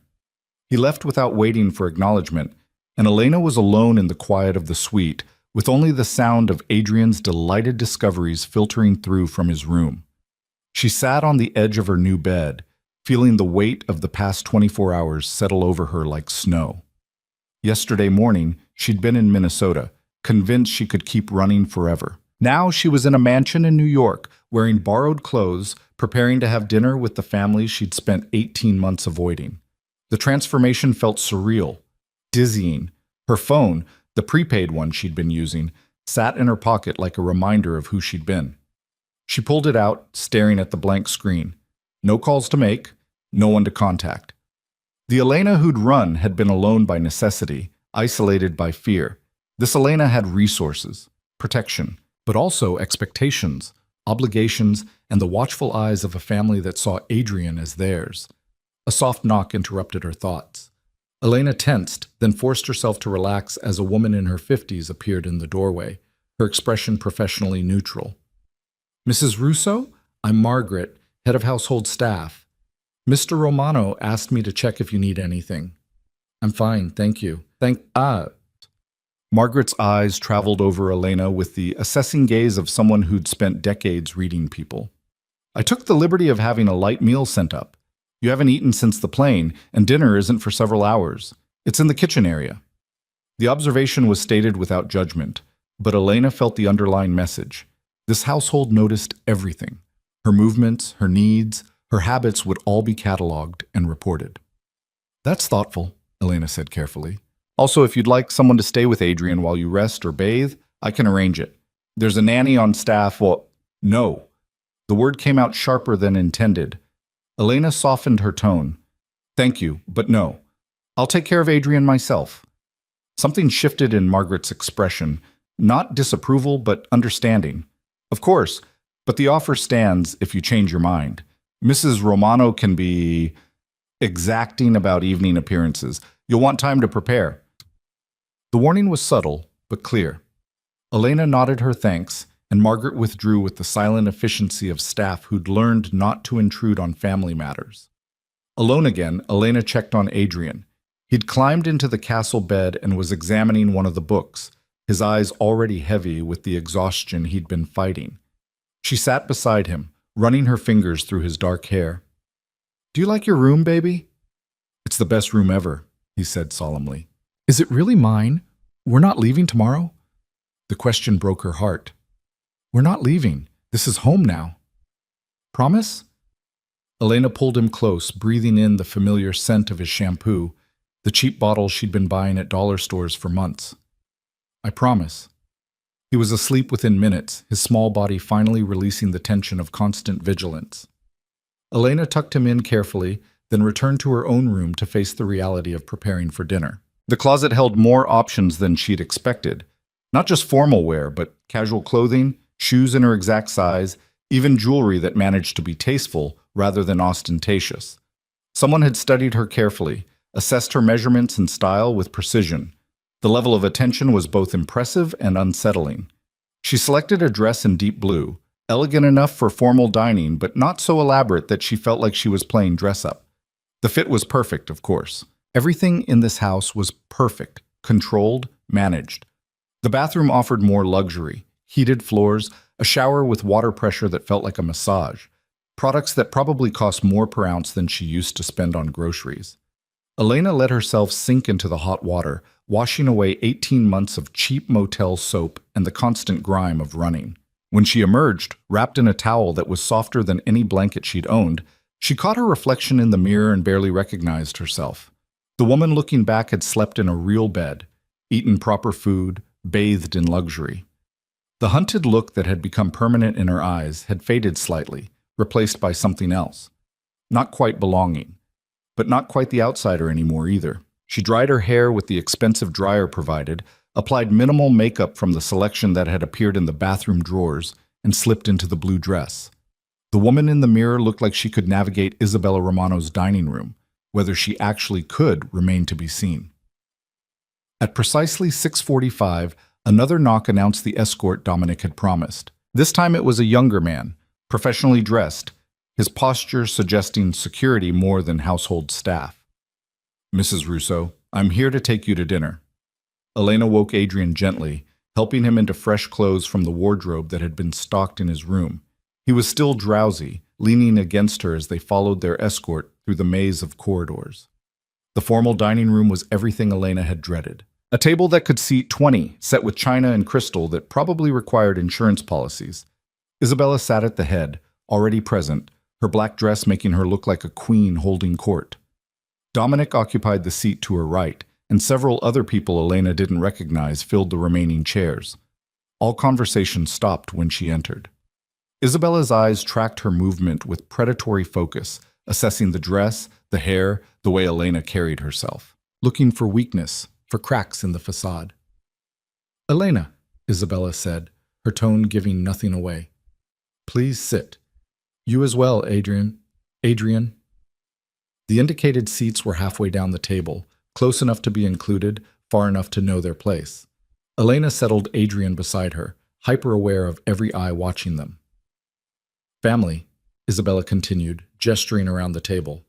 This is Elena Russo and her son Adrian, Marco's widow and son. They'll be residing in the North Wing. The introductions were brief, names and faces Elena knew she'd never remember. Cousins, business associates, people connected to the family in ways she didn't understand. They all nodded politely, but their eyes held the same assessing quality as Isabella's. Dinner was served with silent efficiency. Multiple courses, each more elaborate than the last. Adrian picked at his food, overwhelmed by the formality and the strangers. Elena ate mechanically, tasting nothing, focused entirely on surviving the next hour. So Elena, one of the cousins, Carmine maybe, said from across the table. 18 months is a long time to be away from family. What kept you occupied? The question was casual, but Elena heard the challenge underneath. Everyone at this table knew exactly what she'd been doing. Running, hiding, keeping Adrian from them. Keeping my son safe, she answered evenly. That's always occupied me. Safe from what? Another voice asked. From family who wanted to protect him? From a world I didn't understand and people whose intentions I couldn't trust. Silence rippled down the table. Isabella's fork paused halfway to her mouth. And now? Dominic asked quietly. Do you trust us now? Elena met his gaze directly. I trust that you want what's best for Adrian. Whether that aligns with what I want remains to be seen. A low murmur of reaction. Someone, Elena couldn't see who, made a comment in Italian that sparked quiet laughter. Isabella's voice cut through it like a blade. English at the table, always. We have a guest. The laughter died. Elena realized with a strange jolt that Isabella had just defended her, in her way, established that disrespect wouldn't be tolerated. Adrian is the heir to the Russo line, Isabella continued, her voice carrying authority that demanded attention. That makes Elena the mother of the heir. She will be treated with appropriate respect in this house. Is that understood? A chorus of quiet agreement around the table. But Elena saw the looks exchanged, the subtle communications happening beneath the surface of compliance. She was accepted because she came with Adrian, but she hadn't earned her place yet. Adrian was fading fast, his head drooping against Elena's shoulder. She leaned close to Isabella. May I be excused to put him to bed? Isabella's expression softened fractionally when she looked at the exhausted child. Of course. We'll speak tomorrow. There's much to discuss. Elena stood, lifting Adrian into her arms despite the awkwardness of managing him in a formal dress. She felt every eye follow her exit, felt the weight of judgment and speculation. But she kept her spine straight, her pace measured. She wouldn't run from this room the way she'd run from everything else. The escort was waiting outside to guide them back. Adrian was asleep before they reached the north wing, his weight heavy and trusting against her shoulder. She tucked him into his castle bed, watching his peaceful face in the soft glow of the nightlight someone had thoughtfully provided. He looked happy, secure, like a child who'd finally found solid ground. Elena returned to her own room, slipping out of the formal dress and into comfortable clothes from her new wardrobe. The suite was quiet, isolated from the rest of the house by deliberate distance. She should have felt relieved. Instead, she felt trapped. A soft knock startled her. She opened the door to find Dominic standing in the corridor, his tie loosened but otherwise still dressed for dinner. May I come in? Elena hesitated, then stepped aside. Dominic entered, his eyes scanning the space with practiced assessment. You survived dinner. That's something. Barely. You did better than barely. You stood your ground, didn't apologize, didn't grovel. Isabella noticed. Isabella terrifies me. Good. That means you're smart. Dominic moved to the windows, looking out over the dark grounds. Fear isn't weakness, Elena. It's information. Use it. What did you really come here to say? He turned to face her. That tomorrow gets harder. Isabella will want to establish routines. Adrian's education, his schedule, his exposure to family business. She'll push boundaries, test your resolve. You need to be ready. I've been ready for 18 months. No, Dominic corrected. You've been running for 18 months. That's different. Being ready means knowing when to fight and when to compromise, when to dig in and when to bend. Isabella respects strength, but she destroys stubbornness that serves no purpose. I'm not going to let her control my son. She doesn't want to control him. She wants to shape him. Dominic's voice was patient, explaining reality rather than defending it. There's a difference. And whether you like it or not, Adrian will be shaped by this world. The question is whether you're part of that shaping or fighting against it uselessly. Elena's hands clenched. You make it sound so simple. It is simple. Not easy, but simple. Decide what matters most. Keeping Adrian completely yours, but unprepared for this life. Or sharing him with the family, but ensuring he's equipped to survive it. You can't have both. The truth of it settled like lead in her stomach. I need time, she said quietly. You don't have time. Isabella's already planning Adrian's future. If you're not at the table when those decisions are made, you'll wake up one day and find he's become someone you don't recognize. Dominic moved toward the door, then paused. I'm not your enemy, Elena. Neither is Isabella, though she'll make you feel like she is. We all want the same thing: Adrian raised properly, prepared, protected. The only question is whether you're willing to accept what that actually means. And what does it mean? It means letting go of the fantasy that you can keep him separate from this world. He's already part of it. He always has been. Your job now is to make sure he survives it. He left without waiting for a response, and Elena was alone with the weight of impossible decisions. She checked on Adrian one more time, watching him sleep in his perfect room with his perfect toys and his perfect bed. He looked happy, safe, everything she'd wanted for him when she ran, but the price of that safety was becoming clear. Protection meant power. Power meant the family, and the family meant surrendering the life she'd imagined they could have. Simple, normal, free. Elena returned to her room, climbing into the luxurious bed that felt both wonderful and wrong. Outside, snow began to fall again, covering the grounds in pristine white that looked beautiful and felt suffocating. She'd stopped running, but she was starting to realize that staying might be harder than anything she'd fled from. Sleep came slowly, interrupted by thoughts that circled like predators. By the time dawn broke over the Romano estate, Elena had made a decision. Not surrender exactly, but acceptance that the war she'd been fighting was the wrong one. The real battle wasn't about keeping Adrian away from this family. It was about making sure that when he became part of it, he didn't lose himself in the process. And that meant Elena couldn't lose herself either. She rose early, showering and dressing in clothes from her new wardrobe that felt like armor. When she checked Adrian's room, he was still asleep, so she moved quietly through the suite toward the small kitchen area. She wasn't surprised to find Isabella already there, sitting at the breakfast table with coffee and the morning papers. You're up early, the older woman observed. So are you. I don't sleep much anymore. Age, perhaps. Or habit. Isabella gestured to the empty chair. Sit. We should talk before Adrian wakes. Elena poured herself coffee, the expensive kind that actually tasted like more than caffeine, and settled across from her former mother-in-law. In the morning light, Isabella looked older than she had the night before. Tired. Human. I loved my son, Isabella said without preamble, more than I've loved anyone or anything in my entire life. When he died, part of me died with him. The raw honesty caught Elena off guard. But, Isabella continued, I'm still here. And so is his legacy.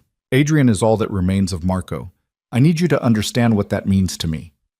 It means you see him as a possession, Elena said carefully, something to hold on to because you lost your son. No.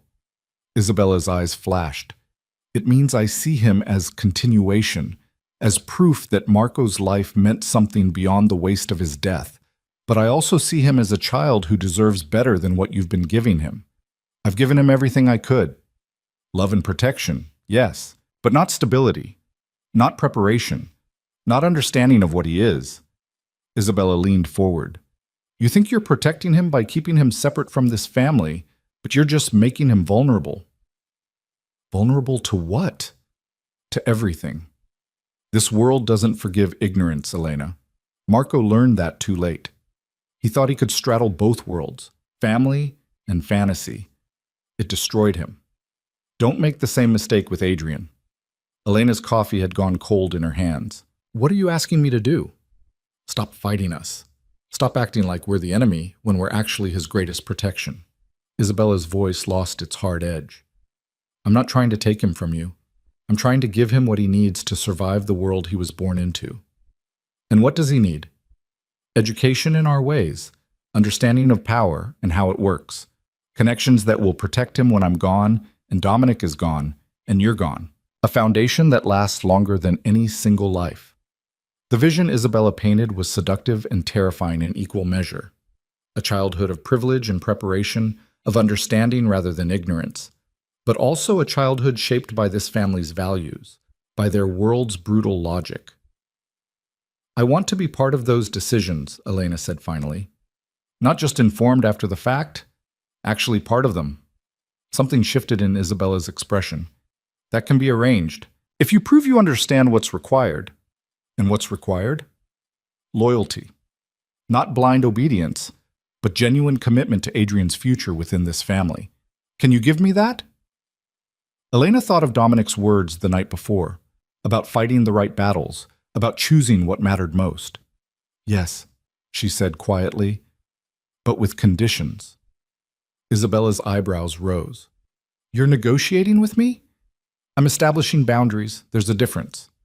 A pause. Then, unexpectedly, Isabella smiled, a real smile that transformed her face from forbidding to almost warm. You have more spine than I expected. Good. Marco needed someone stronger. He needed you to be this version of yourself. She sipped her coffee. Name your conditions. Adrian's education is collaborative. We both have input. Agreed. His schedule allows for normal childhood activities, not just family obligations. Within reason. And I remain his primary parent. Not a supervisor, not a guardian. His mother, with all the authority that implies. Isabella studied her for a long moment.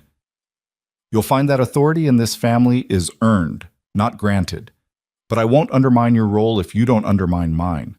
We both want what's best for Adrian. We simply need to agree on what that means. It wasn't perfect, but it was more than Elena had hoped for when she'd walked into this kitchen. Then we have an understanding, she said. We have the beginning of one, Isabella corrected. Trust takes time, but this is a start. The sound of small feet padding across the floor interrupted them.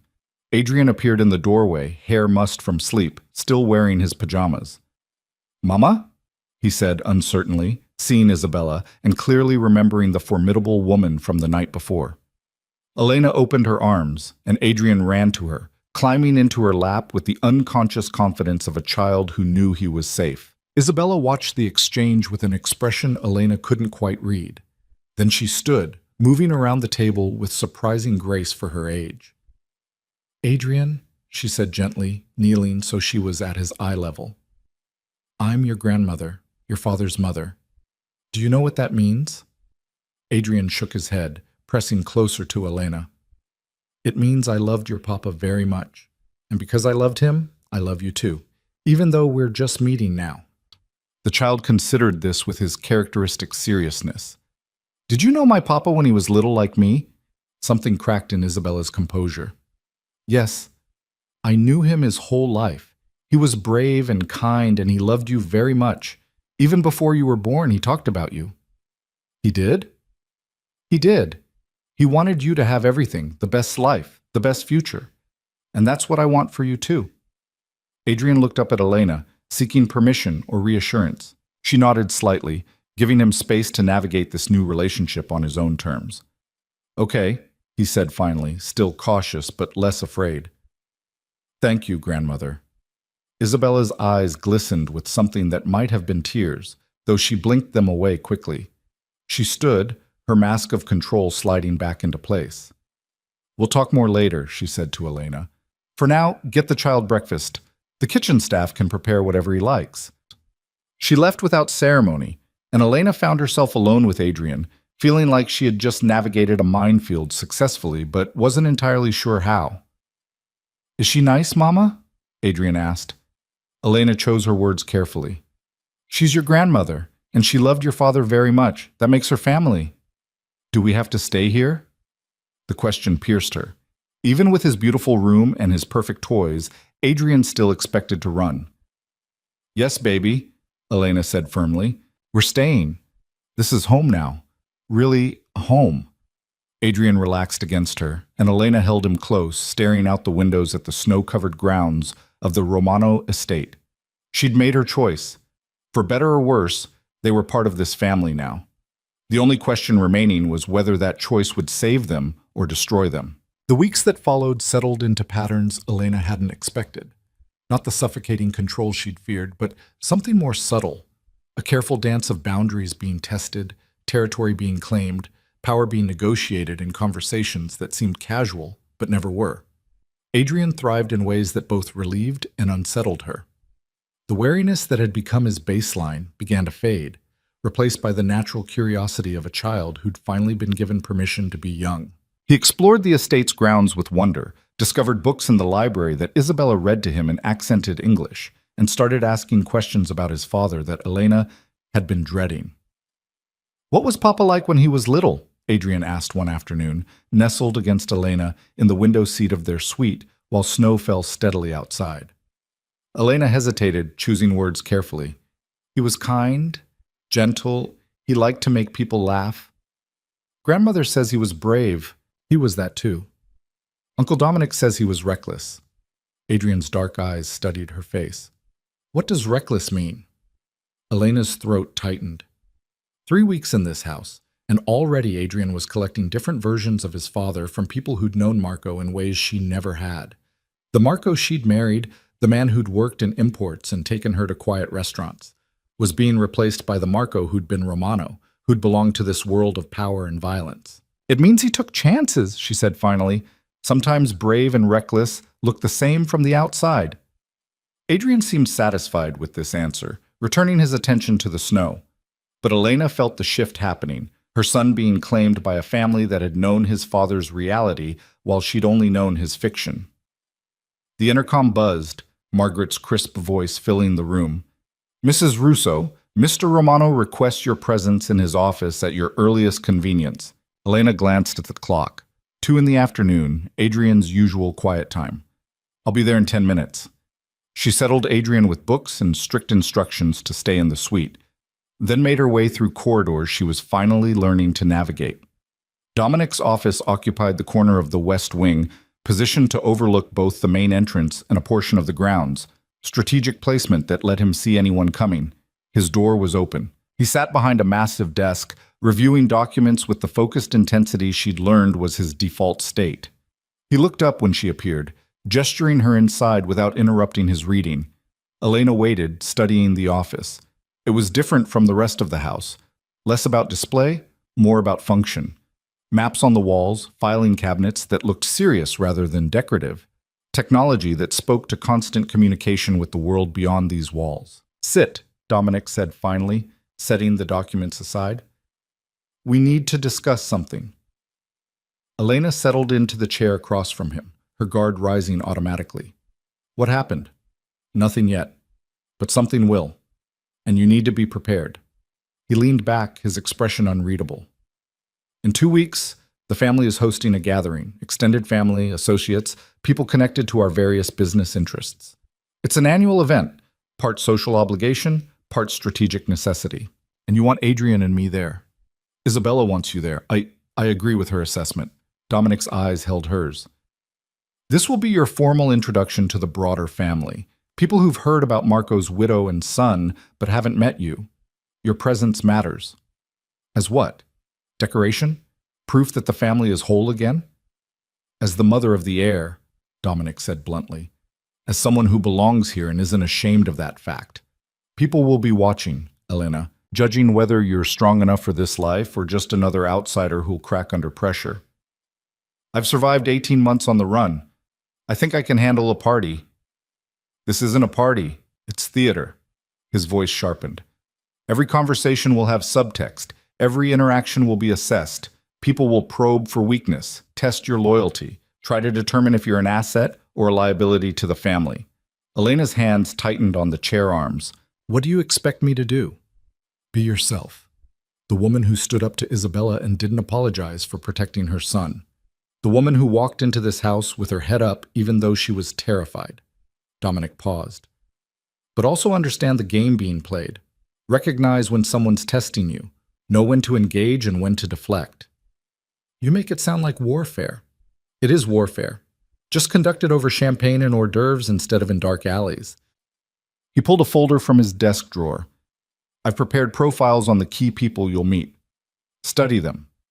Know who has power, who wants power, and who's dangerous regardless of their position." Elena took the folder, feeling its weight. "This is insane. This is necessary. You wanted to be part of Adrian's life in this family. This is what that means. Understanding the landscape, recognizing the players, learning to navigate complex social dynamics that carry real consequences." She opened the folder, scanning pages of names, photographs, and notes written in Dominic's precise hand.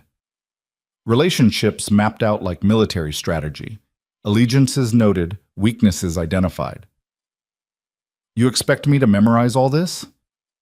I expect you to try. The more you know going in, the less vulnerable you'll be. Dominic stood, moving to the window. Isabella will help you prepare. She's actually quite good at this aspect of family life. The social maneuvering, the political theater, let her teach you. Since when do you and Isabella coordinate so closely? Since you arrived and gave us a common goal, making sure Adrian's mother doesn't become a liability. He turned to face her. We may not always agree, Elena, but we're aligned on this. You need to succeed at this gathering, not just survive it, but actually establish yourself as someone who belongs. The pressure of it settled over Elena's shoulders like a physical weight. And if I can't? If I mess this up? Then you'll have made enemies you can't afford and raised questions about whether you're fit to raise the heir. Dominic's honesty was brutal, but not unkind. The family tolerates weakness in peripheral members. But Adrian's mother? You're too visible, too important. Failure isn't an option. Elena left his office with the folder clutched against her chest and a growing sense that she'd underestimated what staying in this family would actually require. The past few weeks had been deceptively peaceful, settling in, establishing routines, finding her footing. But that had been the easy part. The real test was coming. She found Isabella in the library that evening, reading to Adrian from a book of Italian fairy tales translated into English. Her son was curled against his grandmother's side with complete trust, listening to stories about clever foxes and brave children with the rapt attention he gave to everything new. Isabella looked up when Elena entered, her expression softening fractionally. We're almost finished with this chapter. Then he's yours. Elena waited, watching her son absorb stories from a world she didn't fully understand. When Isabella finally closed the book, Adrian protested sleepily. Tomorrow, Isabella promised. We'll read more tomorrow. Promise, grandmother? I promise. She kissed his forehead with surprising gentleness, then stood. Take him to bed, Elena. Then come back. We have things to discuss. It took 20 minutes to get Adrian through his bedtime routine and settled in his castle bed. By the time Elena returned to the library, Isabella had poured 2 glasses of wine and settled into one of the leather chairs positioned near the fireplace. Sit, she said, gesturing to the opposite chair. Dominic told you about the gathering? He gave me profiles to study. Good.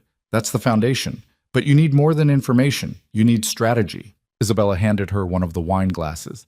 The women will be the real challenge. The men will assess you quickly and move on. But the women, they'll circle like sharks, looking for blood in the water. That's a disturbing image. It's an accurate one. In our world, the men have power, but the women have influence. We shape opinions, control social dynamics, determine who belongs and who doesn't. Isabella sipped her wine. They'll want to know if you're worthy of Marco, if you're strong enough to raise Adrian properly, if you're an ally or a threat. How do I convince them I'm not a threat? You don't. You convince them you're too valuable to alienate. Isabella leaned forward. These women respect strength, despise weakness, and tolerate calculated ambition. Show them you understand the game, and they'll make space for you. Show them fear, and they'll destroy you. Elena's stomach churned. I'm not like them. I don't know how to play these games. Then learn quickly. You have 2 weeks. Isabella's voice was firm, but not unkind. I'll help you.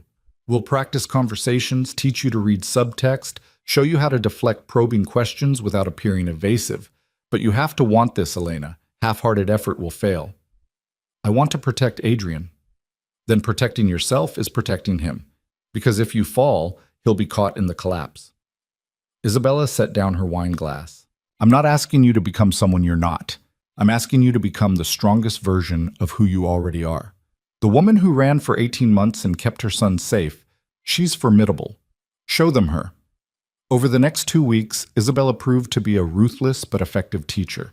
They spent hours in the library, role-playing conversations Elena might encounter. Isabella played the part of various family members, testing Elena's responses, pointing out when she appeared defensive or weak, teaching her the subtle art of social combat disguised as polite conversation. Never apologize for running, Isabella instructed during one session. It makes you look guilty. Instead, frame it as protecting Adrian during a difficult time. Grief is acceptable, fear is not. But I was afraid. Then lie. Or better yet, reframe the truth. You weren't afraid, you were cautious, strategic, ensuring Adrian's safety during a period of family transition. Isabella's eyes were sharp. Words matter, Elena. How you tell your story determines how others perceive it. They practiced deflecting personal questions, navigating political discussions, even handling the subtle insults that would inevitably come wrapped in compliments. Elena learned to smile while calculating responses, to laugh at jokes that weren't funny, to read body language and tone for hidden meanings. It was exhausting. More draining than 18 months of running had been, because at least running had been straightforward. This required constant vigilance of a different kind, not for physical threats but for social traps that could destroy her standing without ever seeming hostile. Dominic joined some sessions, teaching Elena to recognize power dynamics and understand the business relationships underlying family connections. He explained which associates were trustworthy, which were ambitious, and which were dangerous regardless of their smiles. Remember, he said during one particularly intense briefing, everyone at this gathering wants something. Figure out what it is, and you'll know how to interact with them. Need drives behavior more than anything else. Adrian remained blissfully unaware of the preparation consuming his mother's days. He spent his time exploring, reading, and gradually becoming more comfortable in a house that was learning to feel like home. Isabella continued her evening story sessions, building a relationship with her grandson that Elena watched with mixed emotions. Grateful he was bonding with family, anxious about what influences were shaping him. The night before the gathering, Elena stood in her closet, staring at the dress that had been selected for her, elegant black that Isabella had insisted upon. Black says you're in mourning but not broken by it. It's respectful without being weak. She slipped it on, studying her reflection. The woman looking back seemed like a stranger, polished, controlled, ready to navigate a world she still didn't fully understand. But beneath the surface, Elena recognized the same determination that had kept her running for 18 months. The same fierce protectiveness that had made her walk onto Dominic's plane. The same strength that had let her stand up to Isabella in their first meeting. Maybe she could do this. Maybe she was stronger than she thought. A soft knock interrupted her thoughts. Dominic stood in her doorway, formal in a way that made him look even more intimidating than usual. "Ready?" he asked. "No, but I'll manage." He stepped into the room, studying her with an expression she couldn't quite read. "You look the part. That's half the battle." "What's the other half?" "Believing you deserve to be here. Not apologizing for your presence." Dominic moved closer. "Tomorrow people will test you. They'll probe, challenge, try to determine if you're worth respecting or just tolerating. Don't give them ammunition, Elena." "Isabella's been preparing me." "I know, but there's one thing she can't teach you." He paused, choosing words carefully. "How to handle me." Elena's pulse quickened. "What do you mean?" "People will be watching how we interact, drawing conclusions about power dynamics, about whether you're under family control or have agency. How you navigate that will matter." "So what should I do?" "Treat me like an ally, not an authority. We're equals in this, both interested in Adrian's future, both committed to family stability. Show that dynamic, and people will respect your position." "Are we equals?" Elena asked quietly. "Because from where I'm standing, you hold all the power." Dominic's expression shifted into something almost like respect. "Power is perception, Elena. If you act like I control you, people will believe it. If you act like we're partners with different roles, that becomes the truth that matters." He left her with that thought, and Elena spent a sleepless night rehearsing conversations, reviewing profiles, and trying to quiet the voice in her head that insisted she was completely out of her depth. The gathering began at 7. By 6:30, the house was transformed. Staff moving with choreographed efficiency, rooms opened that Elena had never seen, an atmosphere of controlled anticipation humming through every corridor. Adrian was allowed to attend the first hour under strict supervision, dressed in clothes that made him look like a miniature version of the formal men. He held Elena's hand as they descended the main staircase, his eyes wide with wonder at the transformation. Isabella waited at the bottom, resplendent in burgundy silk that made her look regal rather than elderly. She assessed Elena with a single glance, then nodded approval. You'll do. Remember what we practiced. I remember. And Elena? Isabella's voice softened fractionally. You're stronger than you think. Trust that. The first guests began arriving, and Elena found herself thrust into exactly the kind of social warfare Isabella had described. Conversations that seemed pleasant but carried undercurrents of assessment. Questions about her time away that probed for weakness. Compliments that felt like insults wrapped in silk. But the preparation held. Elena deflected personal questions, reframed her narrative, and held her ground without appearing defensive. She watched body language, recognized when people were testing her, and responded with the careful balance of strength and grace that Isabella had drilled into her. An hour in, a woman named Lucia, one of the cousin's wives and noted for her sharp tongue, cornered Elena near the champagne fountain. So, Lucia said with a smile that didn't reach her eyes, you're the mysterious widow who kept Adrian hidden for so long. We were all so worried. I appreciate the concern, Elena replied smoothly. It was a difficult time, but Adrian and I are exactly where we need to be now. Of course. Family is so important. Lucia's gaze traveled over Elena's dress. Isabella has excellent taste. I'm sure she helped you prepare for tonight? The implication was clear that Elena needed help, that she couldn't navigate this world without Isabella's intervention. The old Elena might have bristled, but the woman Isabella had trained recognized the test. Isabella has been generous with her wisdom, Elena said. I'm fortunate to have such a strong woman guiding me, though I suspect you understand that, having navigated these circles yourself for years. The compliment that wasn't quite deflected the probe, while establishing that Elena understood the hierarchy. Lucia's eyes sharpened with something like respect. You're learning quickly. I have good teachers and strong motivation. Elena let her gaze drift to where Adrian stood with Isabella, charming a group of older relatives with his serious answers to their questions. Everything I do is for him. As it should be. Lucia sipped her champagne. Welcome to the family, Elena. Truly. The dismissal was polite but final. Elena had passed whatever test Lucia had been conducting. As the woman moved away, Elena felt a small surge of triumph, one battle won in a war that would never truly end. Dominic appeared at her elbow, his presence both comforting and nerve-wracking. Lucia seems satisfied with you. She tested me. I didn't fail. No, you didn't. His voice carried approval. You're doing well, Elena. Better than I expected. Don't sound so surprised. I'm not surprised. I'm impressed. There's a difference. He guided her subtly away from the crowd toward a quieter corner. But the real challenge is coming. See that man near the fireplace?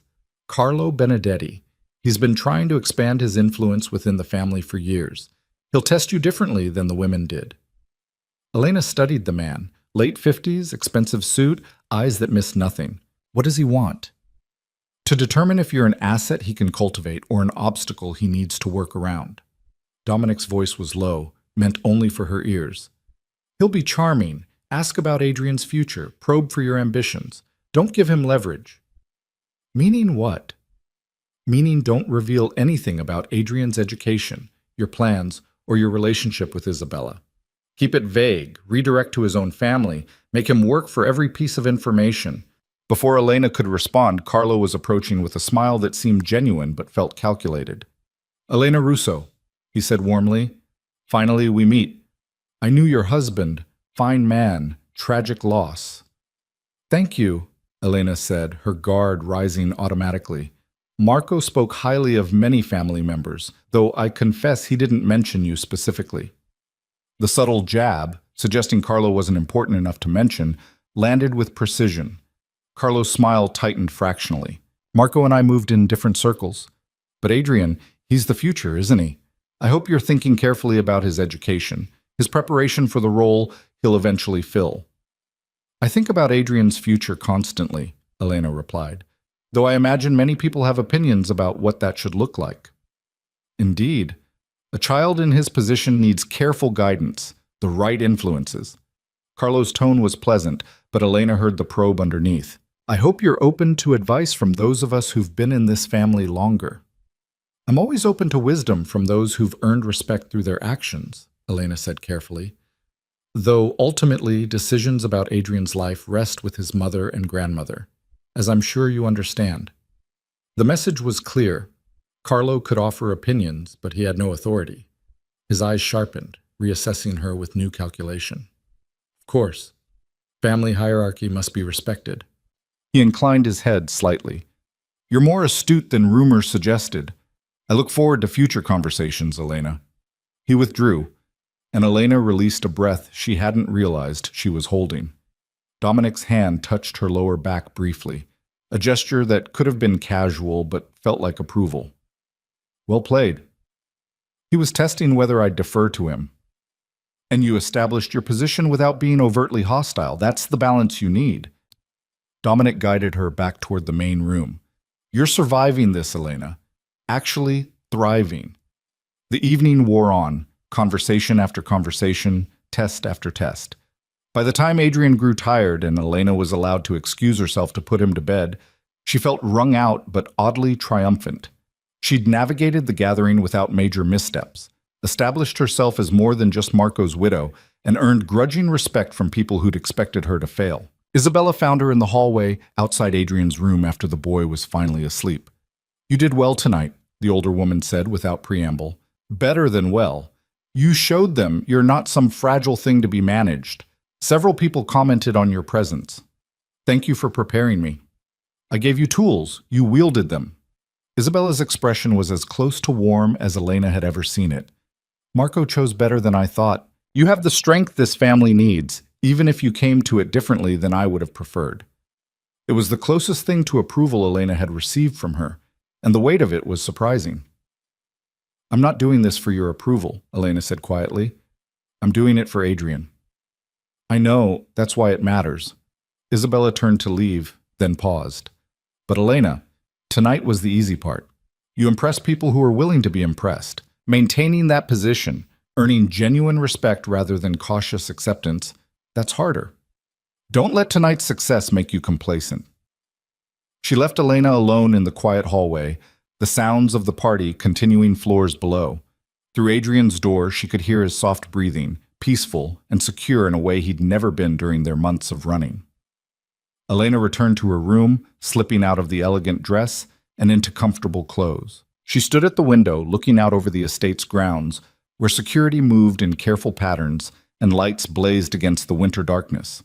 She'd survived the gathering, proven she could navigate this world's complex social dynamics, established herself as someone who belonged rather than someone who was merely tolerated. But Isabella's warning echoed in her thoughts.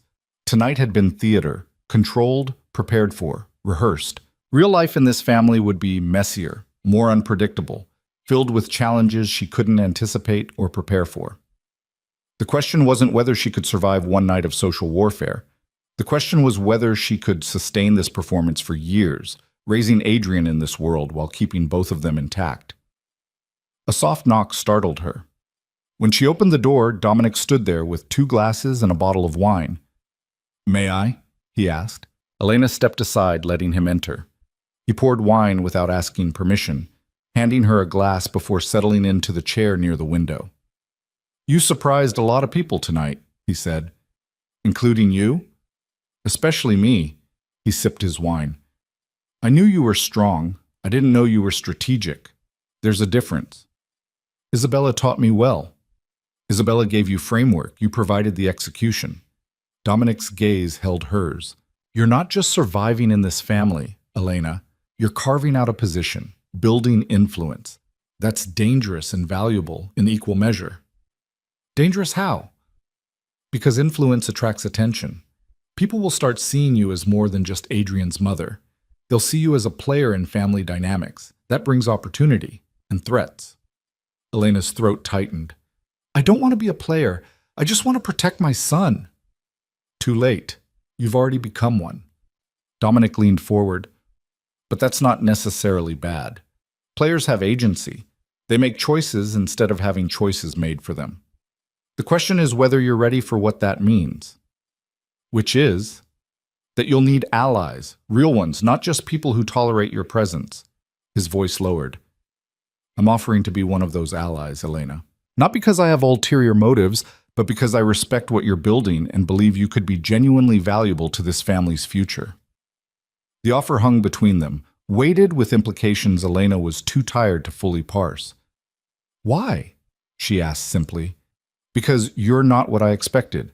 You're stronger, smarter, more adaptable. And because Adrian will need people around him who actually care about his well-being rather than just his position. You're building that foundation. I want to help. Elena studied him.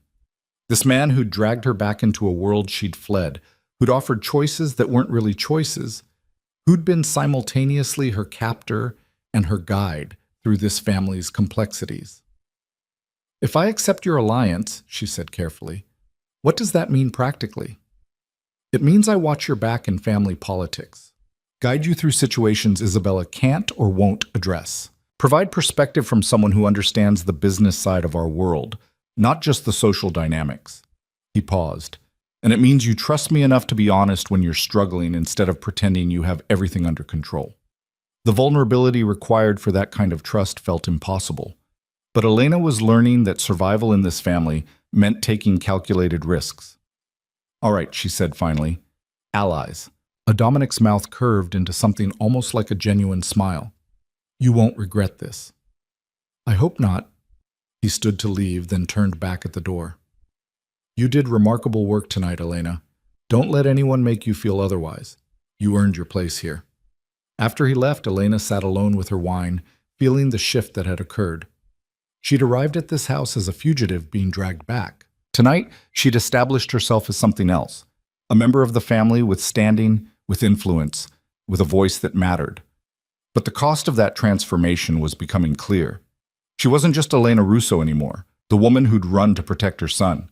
She was becoming someone new, someone who navigated complex power dynamics, who built alliances and defended territory, who played the games this family required. The question that kept her awake long after she should have slept was simple and terrifying. In becoming strong enough to protect Adrian in this world, was she becoming exactly the kind of person she'd once run from? The answer to that question came 6 months later, on a spring evening when the estate's gardens had finally shaken off winter's grip and cherry blossoms painted the grounds in soft pink. Elena stood in Dominic's office, her hands shaking with fury she was barely containing. Between them on his desk lay photographs, grainy surveillance images of Adrian at the private academy Isabella had enrolled him in, taken from angles that suggested someone had been watching her son for weeks. When did these arrive? Her voice was ice over rage. This morning, delivered to the front gate in an unmarked envelope. Dominic's expression was carved from stone, but his eyes held a violence that Elena had never seen directed at anything connected to her. No note, no demands, just the photographs. Who would do this? Someone making a point, showing they can reach Adrian whenever they want. He gathered the photographs with careful precision, as if handling something contaminated. This is a message, Elena. A warning that the family has enemies who know about the heir. The word hit her like a physical blow. For 6 months, she'd been learning to navigate this family's internal politics, building relationships, establishing her position. But she'd allowed herself to believe that the external threats, the violence that had killed Marco, belonged to a past she'd left behind. What do we do? The question came out steadier than she felt. We respond, carefully, strategically, and with enough force that whoever sent these understands that threatening Adrian was a fatal mistake. Dominic's voice carried absolute certainty. But first we need to tell Isabella. Elena's stomach dropped. She'll blame me. She'll say I brought danger to Adrian by running, by making him visible. She'll blame whoever took these photographs, Dominic interrupted. And then she'll help us eliminate the threat. Whatever else Isabella is, she's a grandmother who won't tolerate anyone endangering her grandson. They found Isabella in the conservatory, reading in the afternoon light that filtered through glass walls. She looked up when they entered, and whatever she saw in their faces made her set down her book with deliberate care. Show me, she said simply. Dominic laid the photographs on the small table beside her chair. Isabella studied each one with an expression that grew colder and more dangerous with every image. When she finally looked up, Her eyes held the same violence Elena had seen in Dominic's. How long has this been happening? Based on the timestamps, at least 3 weeks. Dominic's tone was clinical, reporting facts rather than engaging emotion. Multiple angles, different times of day. Whoever's behind this has dedicated resources to surveillance. Carlo Benedetti. Isabella's voice was flat with certainty. He's been pushing for more influence over Adrian's education. This is him showing what he's capable of if he doesn't get his way. Elena's breath caught. The man from the gathering? He seemed charming, respectful. Isabella's laugh was bitter. Carlo has been playing power games in this family for 30 years. He saw Adrian as an opportunity. Influence the heir, control the future. When you established that he had no authority over the boy, you made him your enemy. I didn't know. You weren't supposed to know. That's how these games work. Isabella stood, her age falling away as purpose sharpened her movements. But Carlo miscalculated. He thought threatening Adrian would make you vulnerable, make you run to him for protection. Instead, he's given us justification to destroy him. The casual way she said it, destroy him, sent ice through Elena's veins. What does that mean? It means Carlo Benedetti will learn that there are consequences for threatening family. Isabella's gaze shifted to Dominic. Call Marcus. I want security doubled at the academy and at the estate. No one gets close to Adrian without clearance from you or me directly. Already done. I also want to move Elena and Adrian to the secure wing until this is resolved. The secure wing? Elena looked between them. What is that? The section of the house built specifically for situations like this, Dominic explained. Reinforced walls, independent power and water, security measures that would make most government facilities jealous. You and Adrian will be completely protected while we handle the threat. Handle it how? Elena's voice rose despite her efforts to stay calm. What are you planning to do to this man? Isabella's expression was almost pitying. You've been in this family for 6 months, Elena. You've learned to navigate our social dynamics, built alliances, established your position. But you've never truly understood what we are, have you? I understand you have power. We have more than power. We have the ability and will to protect what's ours through any means necessary. Isabella moved closer, her voice dropping to something almost gentle. Carlo threatened your son, my grandson, the heir to this family's legacy. That's not a political miscalculation. It's a declaration of war, and wars end with someone defeated. The reality of what she was saying crystallized slowly. You're going to kill him. We're going to neutralize a threat, Dominic corrected. What form that takes depends on Carlo's response when we confront him. If he's smart, he'll understand his mistake and accept exile from family business. If he's foolish, he'll double down, and then yes, more permanent measures will be necessary. Elena's knees felt weak. She'd known, intellectually, that this family operated outside conventional morality. Marco's death had proven that violence was part of their world, but knowing it abstractly and watching it unfold around her son were entirely different things. I don't want Adrian exposed to this, she whispered. Then you shouldn't have stayed, Isabella said bluntly. The moment you walked back into this family, you accepted that Adrian would grow up in a world where power is defended with force. You can't have the protection and resources we offer without accepting the reality of how they're maintained. Isabella, Dominic's voice carried warning. No, she needs to hear this. Isabella's eyes were hard on Elena's face.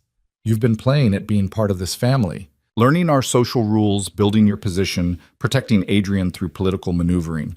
But real protection, the kind that keeps a child safe from people who would use him as leverage, requires darker choices. If you can't accept that, then you need to leave now, before Adrian gets any more attached to this life.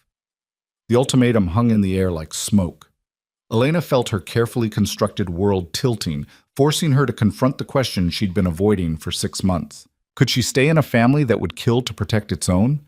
Could she raise Adrian in a world where violence was a tool used as casually as social pressure? But the alternative rose in her mind with equal clarity, running again. Adrian torn away from the stability he'd finally found, from the grandmother who read him stories and the life he was learning to love. Returning to cheap motels and constant fear, but this time with enemies who knew exactly who they were and where to look. I'm not leaving. Elena said finally, the words feeling like stepping off a cliff. But I need you to promise me something.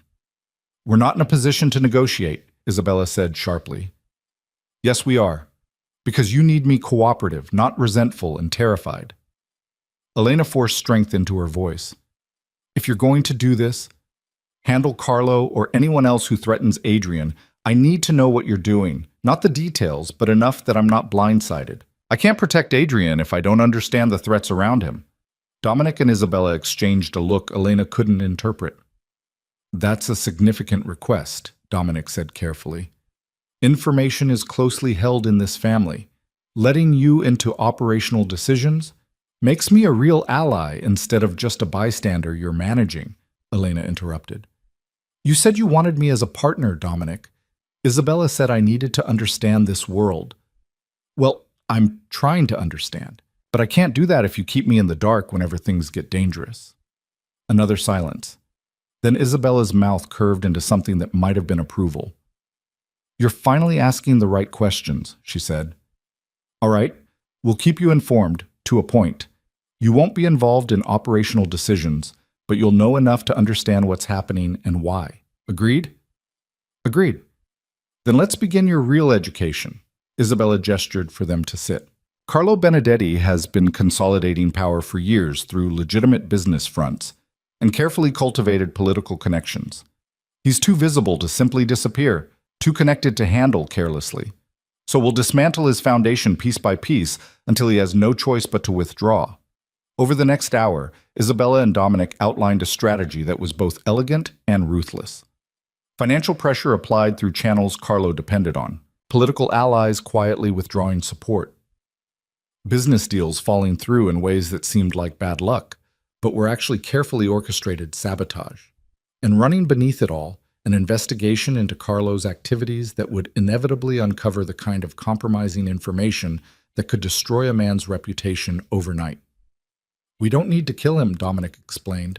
We just need to make him irrelevant. Strip away his power until threatening Adrian becomes pointless because he has nothing to leverage. How long will this take? Elena asked. Weeks, perhaps a month. It depends on how quickly he realizes what's happening and whether he's smart enough to surrender. Isabella's eyes were cold. But in the meantime, you and Adrian move to the secure wing tonight. No arguments.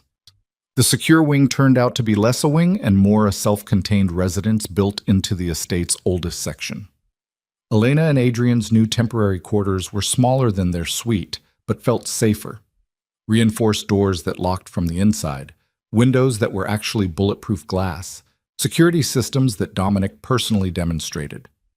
Adrian adapted with the resilience of a child who'd learned early that life sometimes required sudden changes. He explored their new space with curiosity, asking questions about why they needed such strong locks and accepting Elena's simplified explanations with his characteristic seriousness. Are we in danger, Mama? He asked that first night, curled against her side in the unfamiliar bed. We're being careful, Elena said carefully. There are people who don't like that our family is powerful, so we're staying somewhere extra safe until Uncle Dominic and Grandmother make sure we're protected. Oh, will they hurt the bad people? The question froze Elena. At 5 years old, Adrian was already learning to categorize the world in terms his father's family would recognize. People who were family, and therefore protected, and people who were threats, and therefore acceptable targets. They'll make sure the bad people can't hurt us, she said, choosing words carefully. Sometimes that means fighting, sometimes it just means being smarter and stronger. Adrian seemed satisfied with this answer, drifting to sleep with the trust of a child who believed the adults around him were powerful enough to keep him safe. Elena lay awake long after Adrian slept, feeling the weight of her choices settling over her like a shroud. She'd asked to understand this world, and Isabella had granted that request. Now she was watching in real time as the family dismantled a man's life with surgical precision, all to protect Adrian from a threat Elena had partly created by establishing her own position too firmly. The days that followed played out with surreal normalcy on the surface, while violence simmered beneath. Adrian continued his academy schedule under heavy security.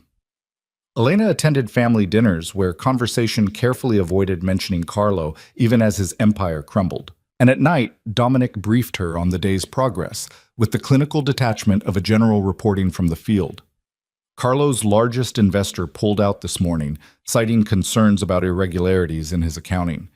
The investigation we seeded is bearing fruit. Dominic's voice was matter of fact, discussing financial destruction the way others might discuss the weather.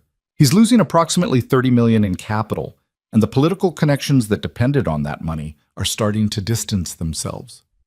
Does he know it's us? Elena asked. He suspects, but suspicion without proof is just paranoia. And the beauty of this approach is that even if he's certain we're behind it, there's nothing he can do. Fighting back would just accelerate his collapse.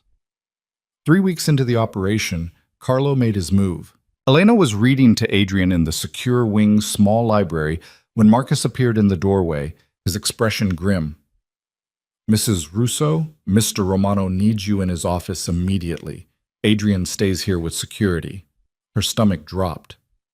What happened? Carlo showed up at the front gate demanding to speak with Isabella. He's making threats. Elena's hands tightened on the book she'd been reading. Is he armed? Unknown, but he's desperate, and desperate men do stupid things. Marcus's voice was gentle but firm. You need to come now. Dominic wants you present for this conversation. She kissed Adrian's forehead, told him to stay with the guards, and followed Marcus through corridors that seemed longer than usual. Her heart hammered against her ribs, fear and something else, a strange, cold fury that anyone would come to this house making threats against her son. Dominic's office had been transformed into something like a war room. Security monitors showed Carlo at the gate, pacing like a caged animal. Isabella sat in one of the chairs, her face expressionless, and Dominic stood at the window, radiating the kind of controlled violence that made even the air feel dangerous. Elena, he said without turning. Good. You should hear this. He pressed a button, and Carlo's voice filled the room through speakers connected to the gate's intercom. I know you're listening, Isabella. Dominic, I know what you've been doing, and I know why. But threatening me won't change anything.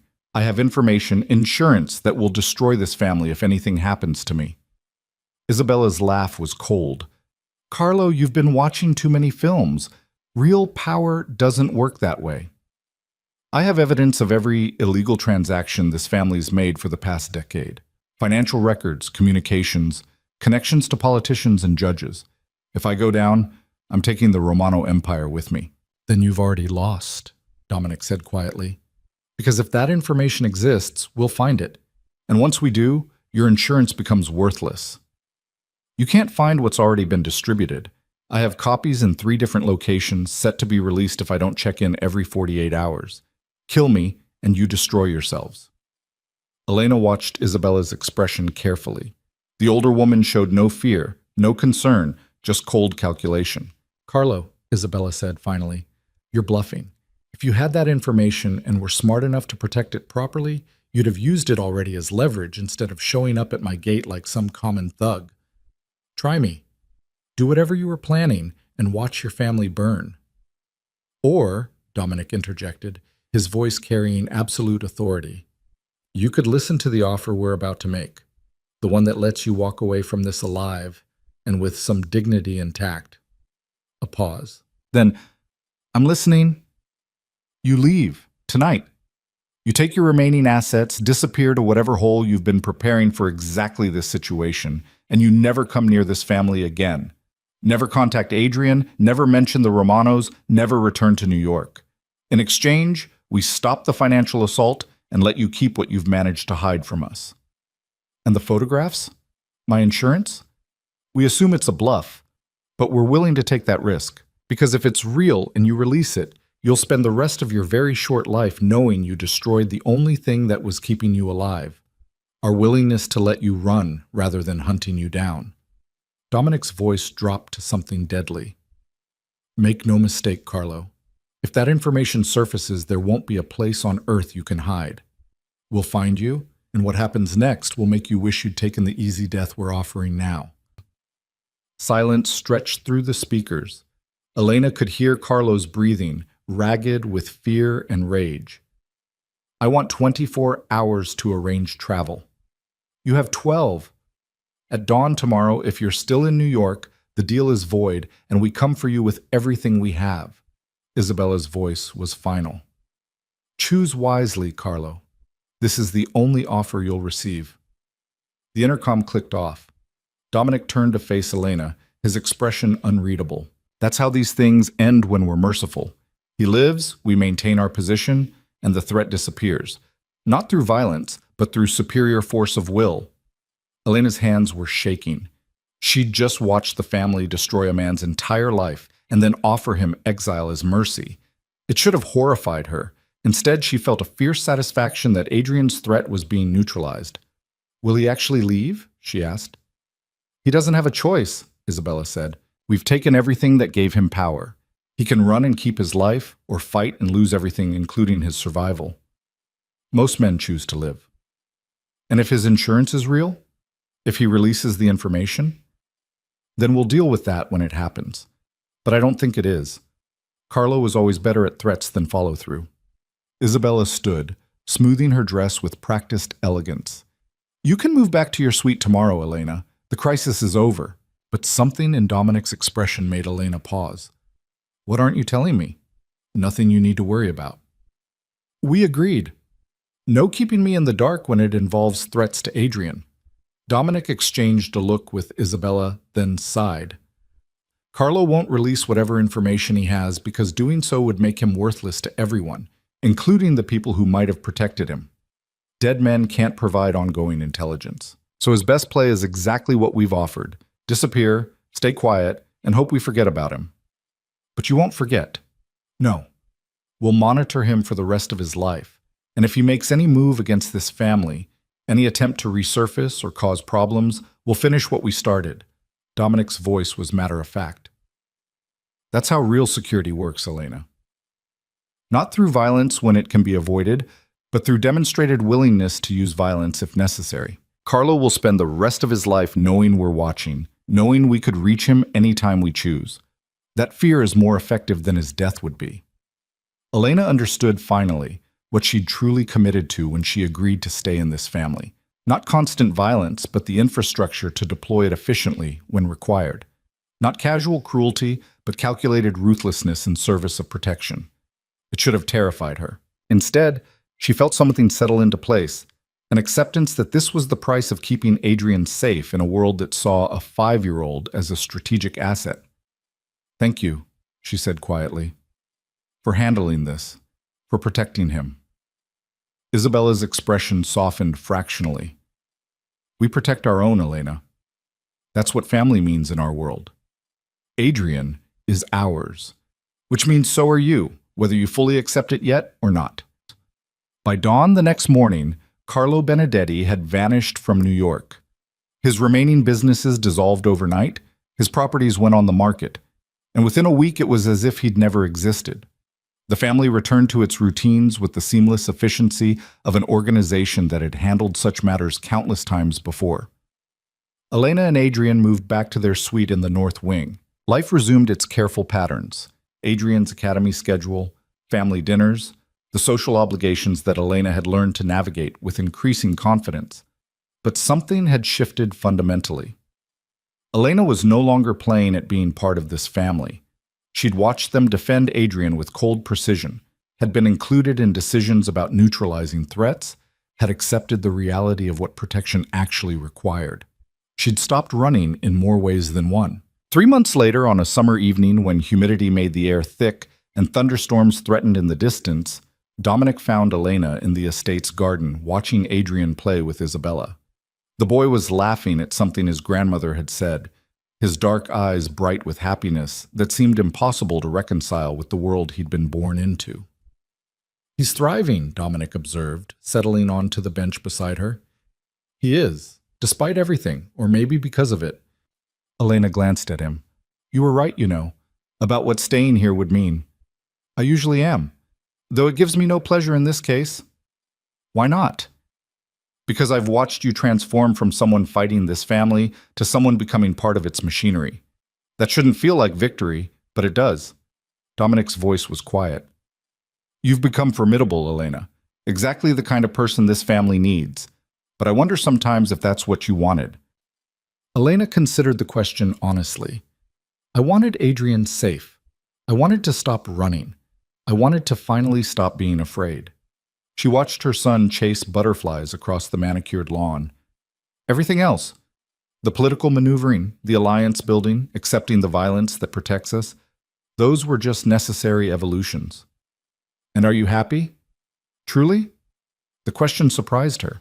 In 6 months of building her position, navigating threats, and establishing herself within the family, no one had asked her that. I'm not sure happiness is the right framework, she said slowly. But I'm stable. Adrian's protected. I have power instead of just being subject to it. That's more than I ever had when I was running. It's also more than you had in your marriage to Marco. Marco gave me illusions of safety and normal life. This family has given me actual security and honest understanding of the world Adrian belongs to. I'll take truth over comfort every time. Dominic was quiet for a moment. Then, Isabella wants to formalize your position in the family structure, give you an official role in Adrian's preparation and future planning. It would mean more responsibility, more visibility, but also more authority. Elena's heart quickened. What kind of role? Essentially, you'd be his primary advisor and protector until he comes of age, making decisions about his education, his exposure to family business, his development as the heir. Isabella and I would have input, but final authority would rest with you. Why would Isabella agree to that? 6 months ago, she barely tolerated me. 6 months ago, you were an outsider she had to manage. Now you're family she can trust. Someone who's proven you'll do whatever's necessary to protect Adrian and this family's future. She'd rather empower someone loyal than fight for control with someone resentful. The offer was everything Elena had been working toward. Real authority over her son's future, genuine power within the family structure, an end to feeling like a perpetual guest in a house that was supposed to be home. But accepting it would also be the final step in a transformation she sometimes barely recognized. From the woman who'd run from this world to the woman who wielded its power. From Marco's sheltered widow to a player in the family's complex dynamics. I need to think about it, she said finally. Take your time. But Elena, Dominic turned to face her fully. This isn't just about a title or position. This is Isabella acknowledging that you've become essential to this family's functioning. That's not an offer she makes lightly or often. Thunder rumbled in the distance, and Isabella called Adrian inside before the rain started. Elena watched them go, grandmother and grandson walking hand in hand toward the house that had become home despite everything. That night, unable to sleep, Elena found herself in the library where 6 months ago Isabella had first taught her to navigate family politics. The room was dark except for moonlight filtering through tall windows, painting everything in silver and shadow. She wasn't surprised when Isabella appeared in the doorway, wrapped in an elegant robe, clearly unable to sleep as well. I thought I might find you here, the older woman said, moving to pour brandy from the decanter kept stocked. She handed Elena a glass without asking if she wanted one. Dominic told you about the offer. He did. And you're conflicted. It wasn't a question. I'm trying to understand what accepting it would mean, not just practically, but what it says about who I've become. Isabella settled into the chair opposite Elena's, studying her in the dim light. You've become exactly who you needed to be to survive in this world. The question is whether you can accept that transformation. I never wanted power. I just wanted to keep Adrian safe. And you've learned that in our world, those goals are inseparable. Power is protection. Protection requires power. You can't have one without the other. Isabella sipped her brandy. When I was younger than you are now, I faced a similar choice. My husband had died, my son was young and vulnerable, and the family was fracturing around threats I barely understood. I could have run, taken Marco somewhere safe, and tried to build a normal life. But I knew that running wouldn't protect him. Only power could do that. So you stayed and became what you are now. I stayed and became what was necessary, just as you have. Isabella's eyes were sad but not regretful. I won't lie to you, Elena. This life costs. It hardens you in ways that can't be undone. You make choices that haunt you, accept compromises that change who you are, but it also gives you the strength to protect what matters most. Is that trade worth making? Only you can answer that. Elena thought of Adrian sleeping safely in his castle bed, protected by security and family power. She thought of the past 6 months, learning to navigate threats, building alliances, accepting the reality of what keeping him safe actually required. "If I accept this role," she said quietly, "there's no going back, is there? No pretending I'm just a mother protecting her son. I'd be making a deliberate choice to be part of this family's power structure." "Yes, but Elena, you made that choice 6 months ago when you agreed to help neutralize Carlo. Everything since then has just been accepting the implications of that initial decision." The truth of it settled like weight. She had chosen, back in that tense confrontation over surveillance photographs. Not explicitly, not with full understanding, but chosen nonetheless. Everything that followed, the strategic planning, the cold satisfaction when threats were eliminated, the growing comfort with the family's methods, had been building toward this moment. The moment where she stopped pretending the transformation was temporary and accepted it as permanent. "I'll do it," Elena said finally. "I'll accept the role. For Adrian." "For Adrian," Isabella agreed, "but also for yourself. Because you've earned this position, Elena. Not through birth or marriage, but through strength and strategic intelligence. That's worth acknowledging." They sat in comfortable silence, two women who'd arrived at the same destination through different paths, but with the same motivation, protecting the children they loved in a world that required darkness to survive. The formal ceremony announcing Elena's new role took place a month later, during another family gathering that was equal parts celebration and political theater. Elena wore black again, but this time it felt like armor rather than mourning. She stood beside Isabella and Dominic as the family was informed of the decision, watching their reactions carefully. Some showed approval, recognition that she'd proven herself worthy. Others showed calculation, reassessing their strategies now that she held genuine authority. But no one showed dismissal. She'd transformed from Marco's invisible widow to someone who commanded respect through demonstrated capability. Adrian was there too, dressed formally and seated in a place of honor, not quite understanding the politics, but absorbing the message that his mother was important in this family, that she belonged not just as his parent, but as a figure of authority in her own right. After the formal announcements, after the toasts and political maneuvering, Elena found herself alone on the terrace overlooking the estate's grounds. The same view she'd stared at during that first overwhelming week, when everything had felt impossible, and escape seemed like the only salvation. Dominic joined her, offering champagne she didn't really want, but accepted anyway. "How does it feel?" he asked. "Having officially become what you spent 18 months running from?" Elena laughed, surprised by the accuracy. "I wasn't running from this. I didn't even know this existed." "No, but you were running from being controlled by forces you didn't understand, and now you've become one of those forces." His tone wasn't judgmental, just observant. "That's quite a transformation." "Do you think Marco would approve of what I've become?" Dominic considered the question seriously. "Marco wanted you safe and separate from this world. He'd probably be horrified. But Marco's approach got him killed and nearly got Adrian lost in the system. Your approach has kept both of you alive and thriving. I know which version I respect more. Even if it means I've become exactly the kind of person who operates in moral gray areas. Especially because of that. Moral absolutism is a luxury our world doesn't afford. You've learned to navigate complexity, make hard choices, accept that protection sometimes requires actions you'd rather not take. That's not corruption, Elena. That's maturity." She wanted to argue, to defend some version of herself that remained untainted by the family's influence. But the truth was that the woman who'd run from Minnesota no longer existed. She'd been transformed by necessity, by love for her son, by the gradual understanding that survival required adaptation. "I still think about running sometimes," she admitted quietly. "Taking Adrian and disappearing again, finding somewhere this family's influence doesn't reach." "And what stops you?" "The knowledge that there is nowhere their influence doesn't reach. But also," she paused, choosing honesty over comfort, "the realization that I don't actually want to anymore. This is home now, not despite what the family is, but including it. I've stopped fighting what we are." "We," Dominic repeated, something almost like warmth in his voice.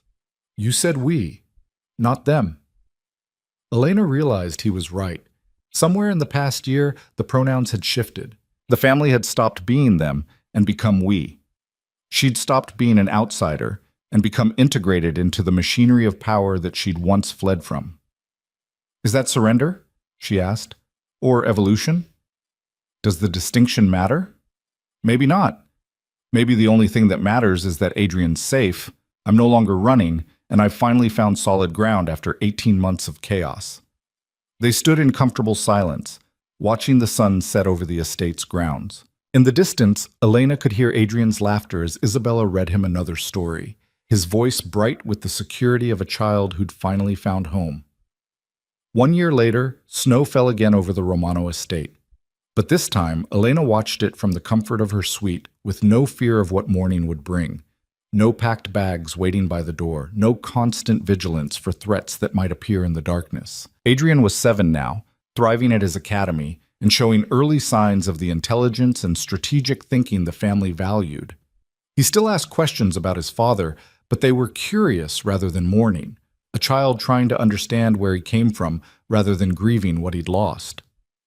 Elena had grown into her role with the same determination that had kept her running for 18 months. She made decisions about Adrian's education with confidence, navigated family politics with skill that sometimes surprised even Isabella, and had built a reputation as someone who was fierce in protecting the heir but reasonable in negotiation. She'd also grown closer to Dominic in ways that transcended their initial alliance. Not romantically, both of them were too pragmatic for the complications that would bring, but with deep mutual respect and trust that came from facing threats together and emerging stronger. They sat together now in his office, reviewing Adrian's progress reports and planning the next phase of his education. It was comfortable, familiar, the kind of partnership that didn't require constant explanation because both parties understood the stakes. He's doing well, Dominic observed, scanning the reports. Top of his class in mathematics, showing leadership qualities in group projects, well-liked by teachers and peers. You've done remarkable work with him, Elena. We've done remarkable work, she corrected. This isn't just me. It's Isabella's guidance, your strategic thinking, the entire family's support structure. But it starts with you. You're the foundation everything else builds on. He set down the reports. I have a question, and I want you to answer honestly. All right. Are you happy? Not satisfied, not content, not successfully functioning, actually happy with this life? Elena thought about the question carefully, refusing to give easy answers to complex truths. I'm happy in ways I never expected to be. Not the happiness I imagined when I married Marco, that safe, sheltered, ordinary life, but something deeper. I have purpose, authority, genuine partnership with people who respect my capabilities. Adrian is thriving in ways he never could have if we'd kept running, and I've become stronger than I knew I could be. But, Dominic prompted, hearing what she hadn't said, but sometimes I miss the simplicity of thinking the world was divided into good and evil, right and wrong. I miss being able to make choices without calculating political implications. I miss the version of myself who could be horrified by violence instead of accepting it as necessary.